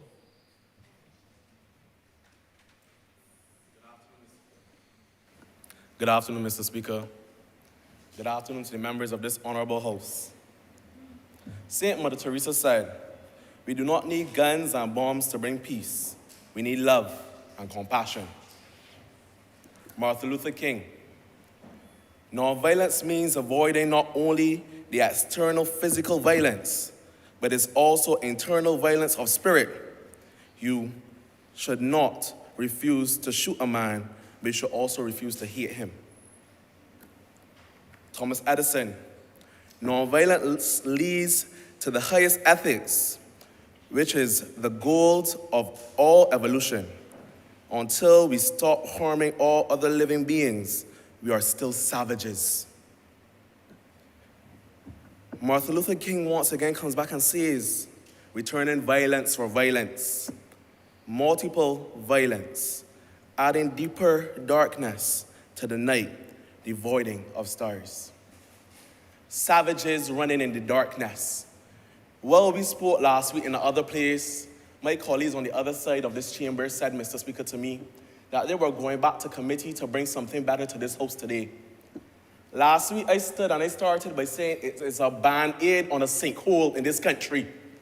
And I find the untimely nature of the government bringing such a debate and such a resolution to this honorable House just almost near to a year of us becoming a republic when we were talking about this crime and violence situation in this country for eons.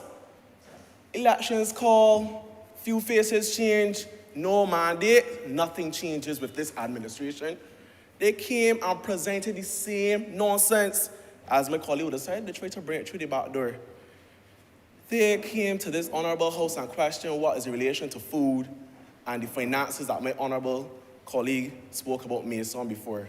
But if a nation cannot feed itself and cannot stand on its 2 feet, and if we cannot empower our people to be able to fish and not necessarily rely on handouts, how can we allow people in this country who are struggling to then come and tell them they can't turn to violence? Honorable members on this other side of the House, I need y'all to take a holistic approach. It's a whole of Barbados approach you came and told us. But y'all ain't look at this holistically. And many of y'all might need to see my ophthalmologist to be able to have the coal rubbed from your eyes. I live in the rural communities of this country. St. Peter and St. Lucie are very near to my heart. And still yet, you come week after week, boardroom meeting after boardroom meeting, and don't bring any solutions.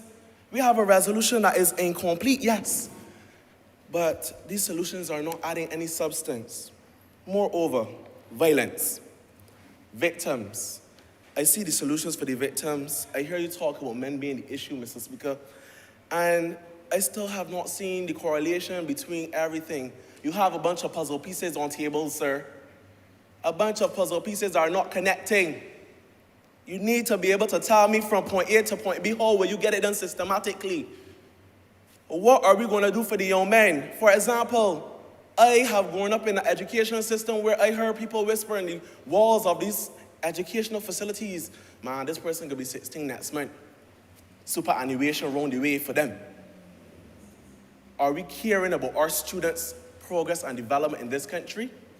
We come and discuss education reform, a topic that's been on deaf ears from 2016 to now, when I would have first stood up in United Nations halls and hosts here in Barbados talking about a one-size-fits-all education system not good, and there's a dyslexic child in this country. And opportunities, this government comes and sit down and say time and time again, we fixing this. We get evaluations for this. But then we're not paving the road to allow them to run. We leave it to fall in the potholes of these streets. More taxes, more taxes, more taxes, and nothing being done. Honorable members, let's get serious. Get some buck, man. The impact,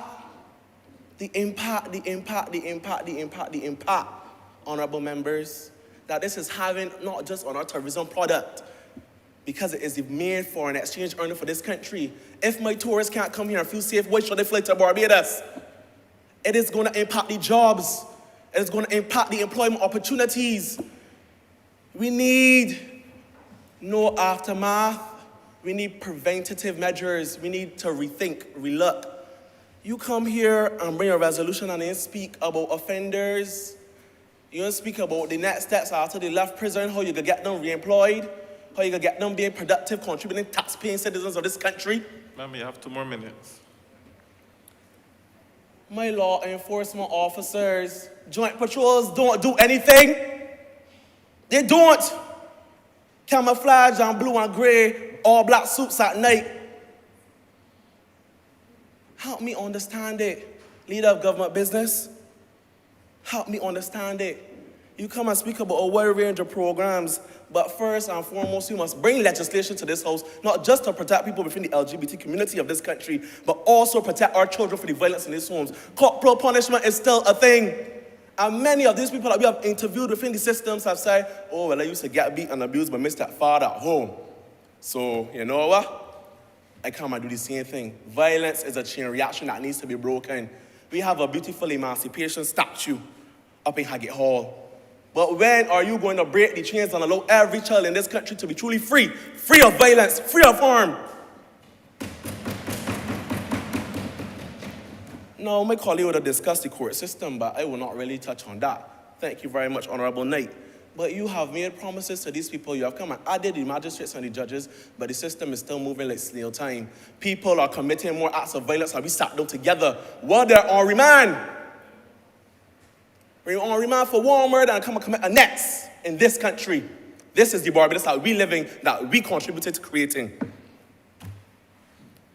Now, criminal activity. From 2012 to 2016, it's recorded within the Generation Unlimited statistics that were given by the United Nations, that on average 330 juveniles are recorded in some form or act of violence in this country. 60% between the ages of 16 to 18. 40% were committed by individuals between the age of 11 to 15. These are the things that we need to investigate with these young people. Social workers in communities. I still do not have my community center in Welland Quarter yet. Remember, I'm going to give you 25 seconds to finish this point because the time really has elapsed. I still do not have my community center in Welland Quarter yet for my young people. And God rest the former representative who was agitating for it. Government needs to stop sleeping and bring sustainable solutions, not aftermath measures. Understand me? This is a serious thing. And y'all ain't come here showing me that y'all about serious business. Thank you. Mr. Speaker, I oblige to you.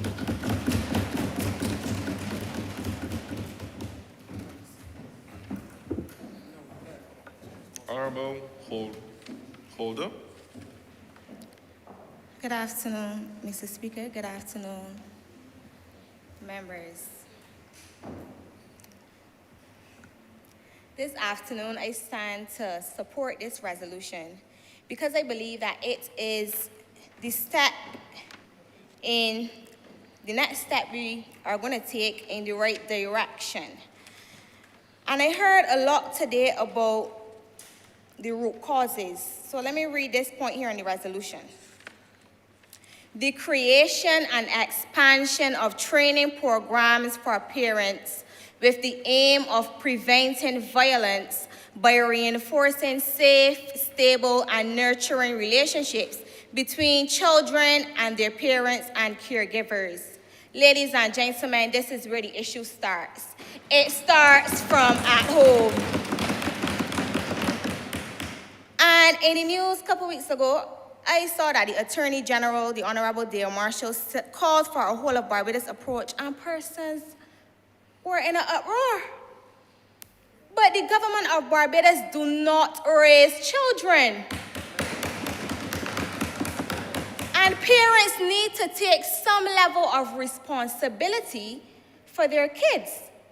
And we recognize this, and we recognize as a government that not all parents are equipped with the qualities and the skills to raise productive, law-abiding citizens. Hence, why we want the training programs for the parents. I believe that some of these persons who have committed violence, acts of violence, are broken adults who were broken children who came from broken homes.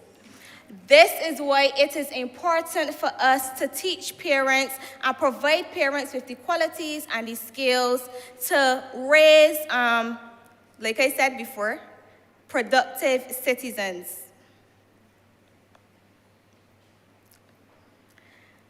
I heard some members on the opposite side said that we are disregarding men. I would like to inform you all that boys are a part of this equation. See?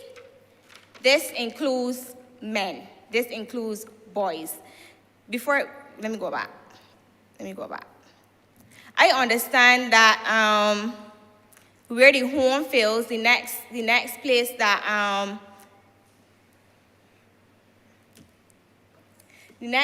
that children are at school. And children spend most of their hours at school. I would inform the honorable member that children spend most of their time at school. And he said that we don't need these programs in schools, that we need them in communities.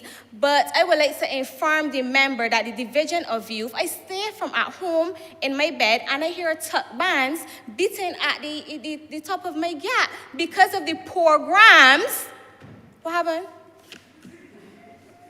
Because of the programs that this government is implementing in the young people.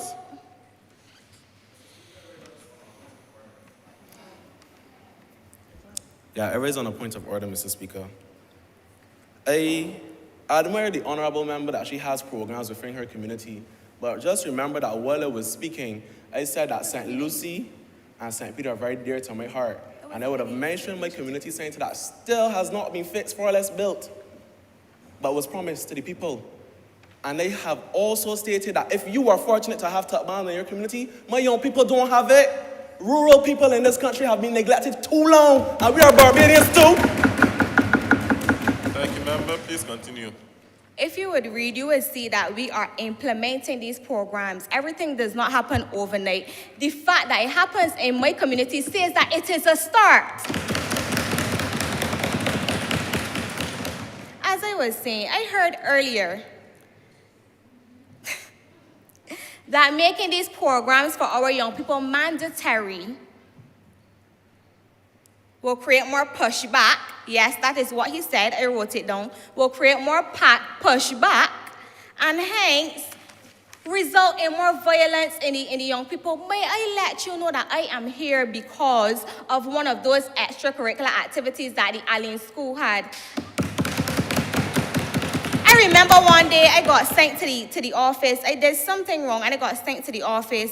And the principal was speaking to me and I was speaking to her too. And you know what she said? She said, "You like quarreling, go and join the debate society." And that is how I am here today standing debating. You are saying that we are forcing our children. That's like saying we're forcing the children to do math and English. How many times, pardon me? How many times have you told your parents that you do not want to go to school because the children don't want to go to school or because the children are not interested in the programs does not mean that it will not benefit them. I did programs at school that I was not interested in at the time, but it has still catered to my development at this age right now. What point do you raise, member?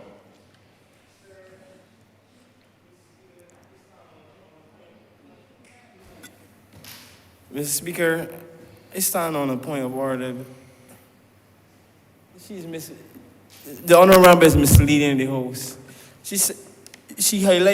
It was highlighted that nobody's forcing the school children to participate in extracurricular activity. But clearly within the resolution it says mandatory. Is there a different definition of mandatory? You are indeed correct. I just mean, right, that the word force has a negative implication to it. So I am trying to say that, yes, if you want to say we are forcing them, and we are forcing them to do the right thing. Okay? Great. Awesome. The honorable member, Barker, had mentioned that our education system is, he didn't say it in these words, but he was saying it is flawed and it only pushes academics. by Honorable implementing member, these, you have a minute left, but I can give you 30 seconds because of the because they're interruptions. interrupting me. Thank you. These programs are for the people that you say are hands-on people. These programs give these children the opportunity to do hands-on projects. At 11 years old, when you were probably at lessons, doing, for preparing for 11 plus, I was at Bashon Community Center learning to make jewelry, and might I say my piggy bank was full because of that activity that I did at that age.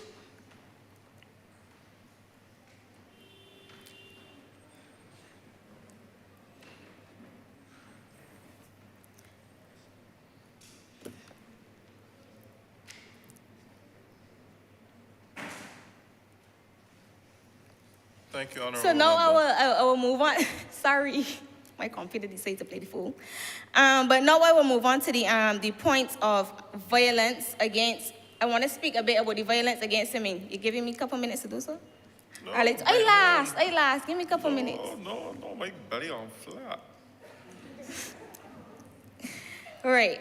In the 2021 Trafficking in Person report, Barbados was placed at Tier 2. And when a country is placed at Tier 2, it is saying that we are not seen as not fully meeting the standards, but that we are making significant efforts to meet them. I heard someone talk about the police force. Let me just inform you that we have dedicated a unit to fight cases of domestic violence in this country. And yes, we know that it only has 4 persons working at the moment, but this resolution have words such as expansion. And this is what we as a government is working towards. Thank you, Honorable member. Please have a seat. Thank you.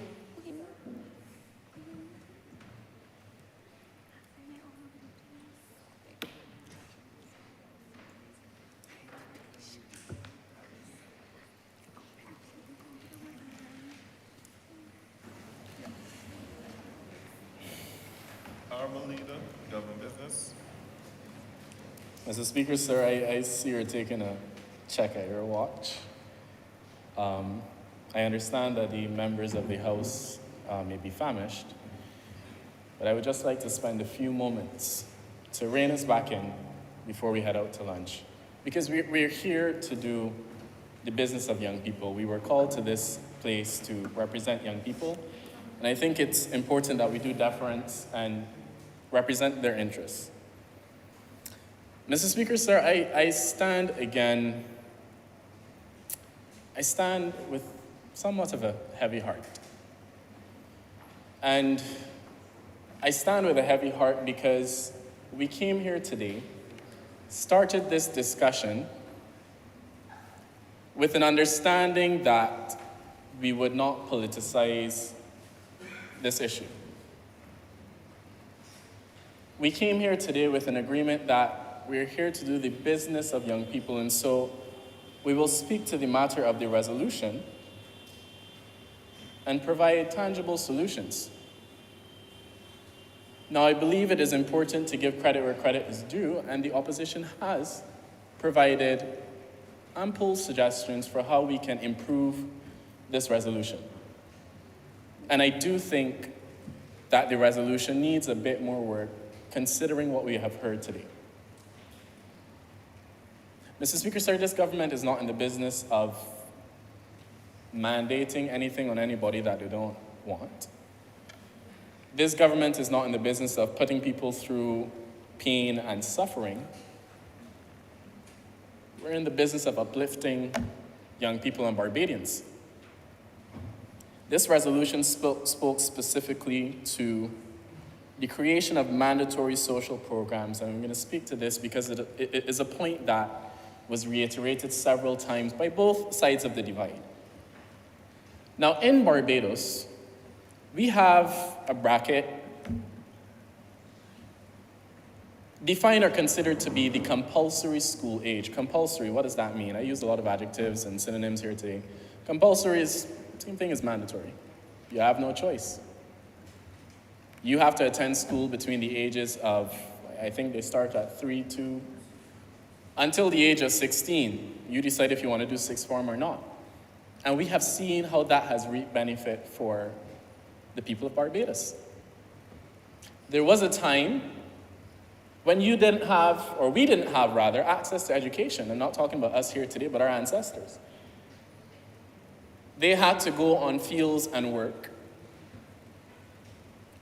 Other persons with other social backgrounds were allowed access to the education because their parents knew it was useful to them.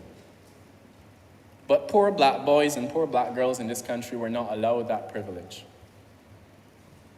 The government came here today and we suggested that we understand there's social programs that are useful for the development of young people.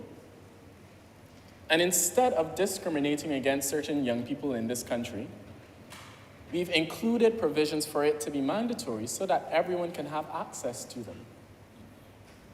That is why we're here today.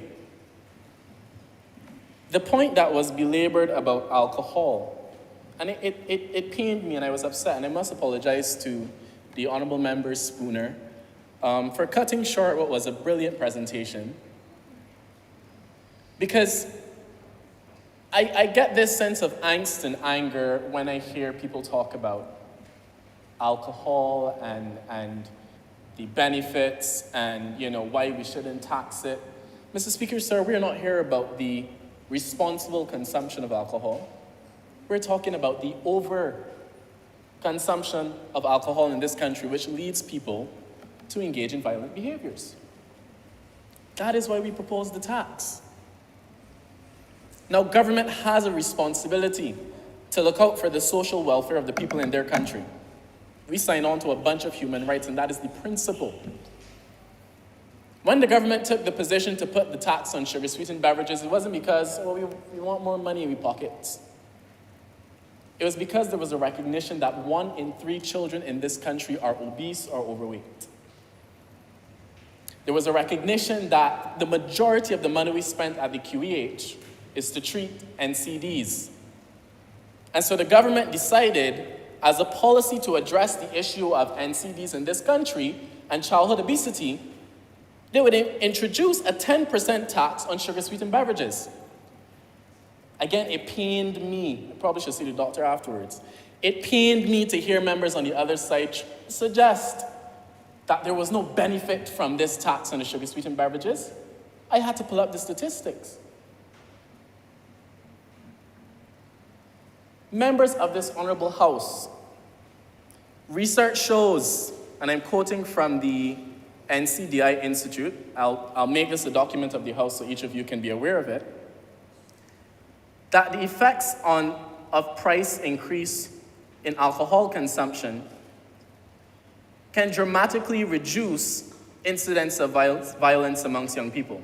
And the study goes through the addictive nature of alcohol, the overconsumption of alcohol, drinking by youths and by young adults.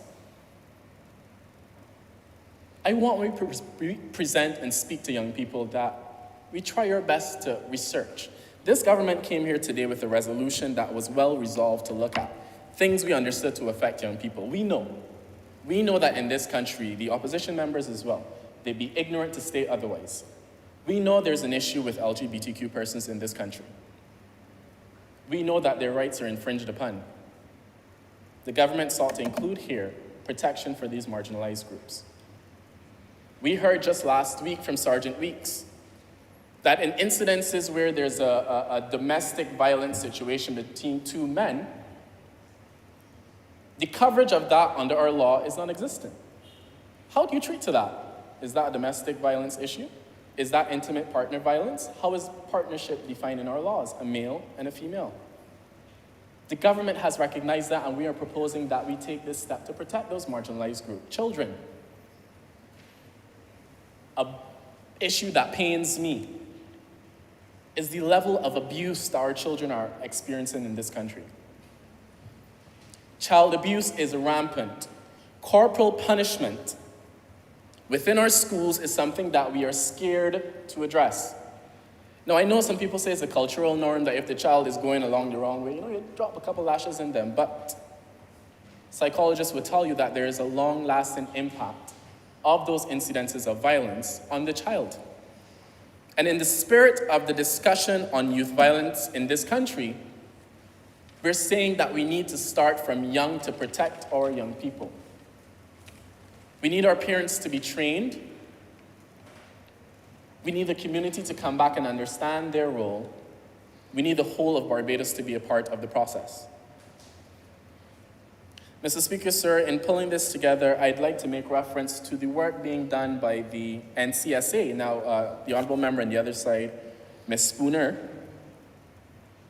intended to present it, so I'll share a bit. The fact that the NCSA continues to provide support to young people, government organizations, private organizations, and other entities to help in reducing the levels of addiction in this country.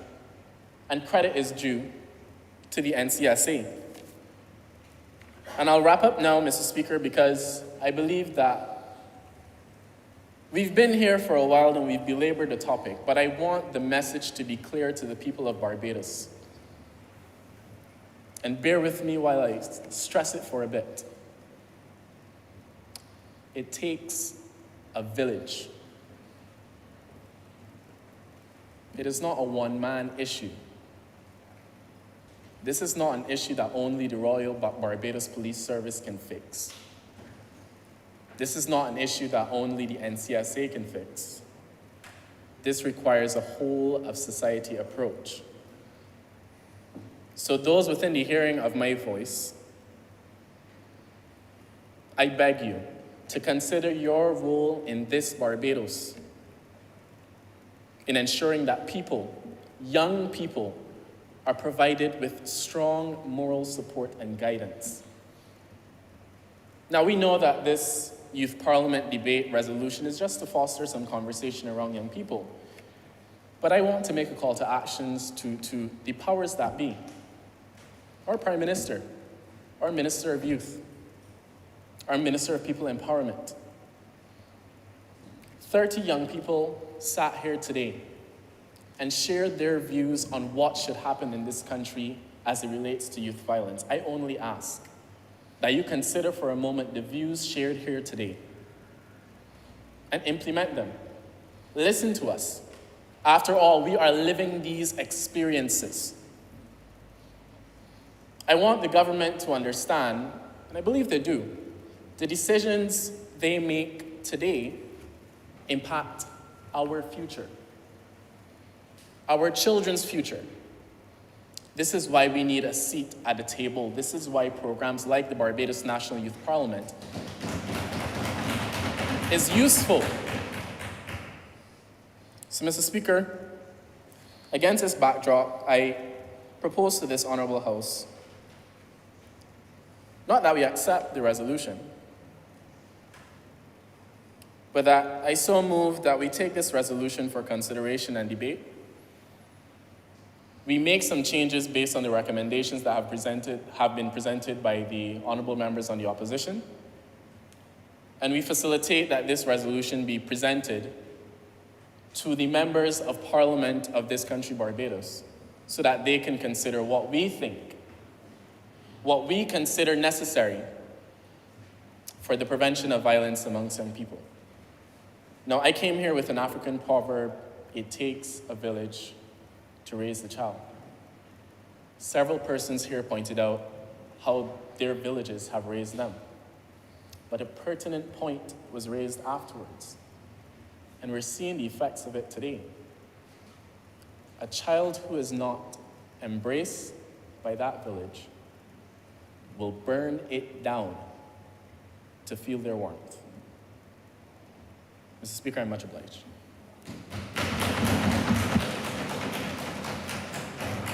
Mr. Speaker, sir. Yeah, Mr. Speaker, sir, I'd like to move the vote of thanks and reserve my right to speak. I'd like to move that we pass this motion, the resolution.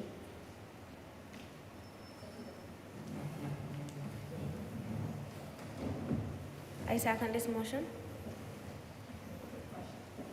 Question is that this resolution do now pass. All those in favor, please say aye. All those against, please say nay.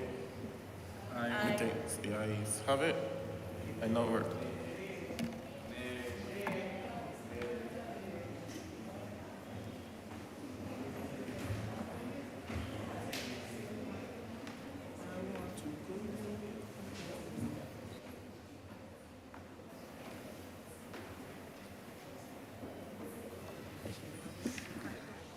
Don't go too far, you're gonna bring to it.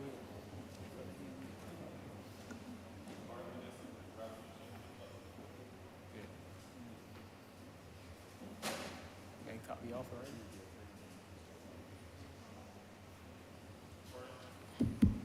Accordingly, this resolution do not pass and so cited.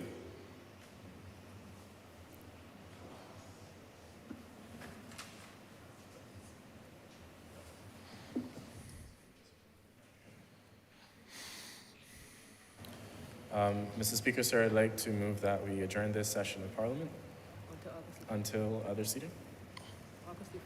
August the 4th at 10 a.m.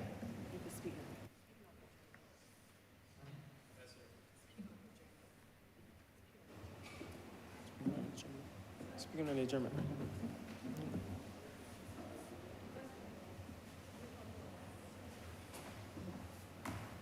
All right, so, Mr. Speaker, sir,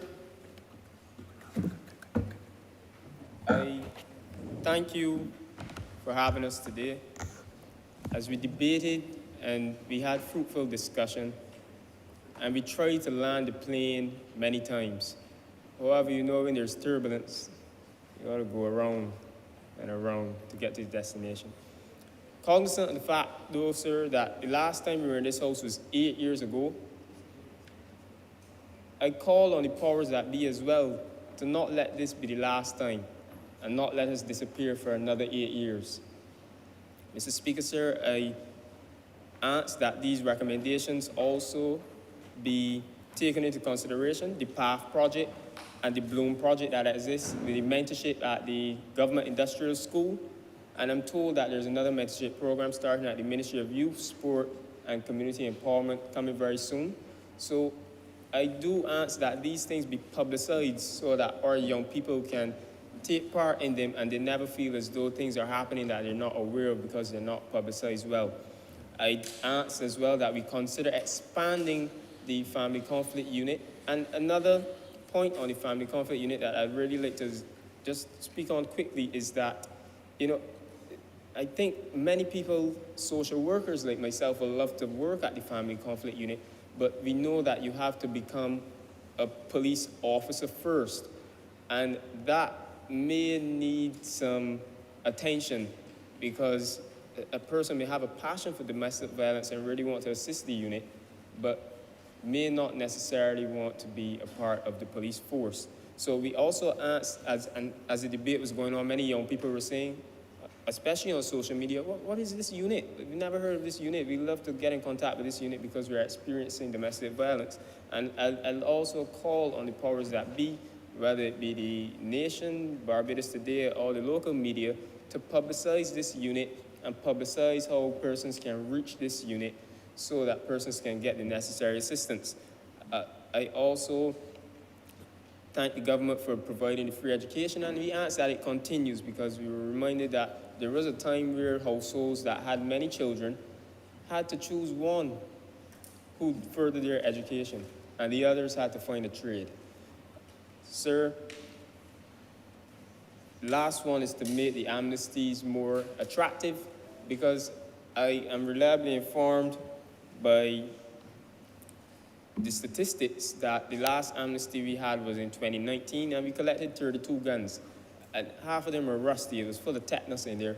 And we do hope that we can make this amnesty more attractive, that we can collect more and do like South Africa and almost get 25,000 if there's so many here. And we melt them that they don't get back on the streets. So I thank you, Mr. Speaker, sir. I thank you, members on the other side.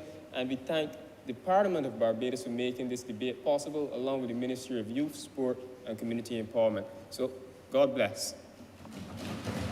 Thank you, Honourable Member. On a personal note, I'm so pleased to see how active this Parliament, this new session was. I appreciate the passionate and spirited debate here this afternoon today. I think following from here, we will take in all the points, we will draw, and as the resolution suggests, we will form a communique to then distribute to the various ministries as well as members of parliament. So again, thank you. The question has been put that this House adjourns until August 4th. All those members in favor, please say aye. All those against, please say no. We think the ayes have it accordingly. This House now stands adjourned until August 4th.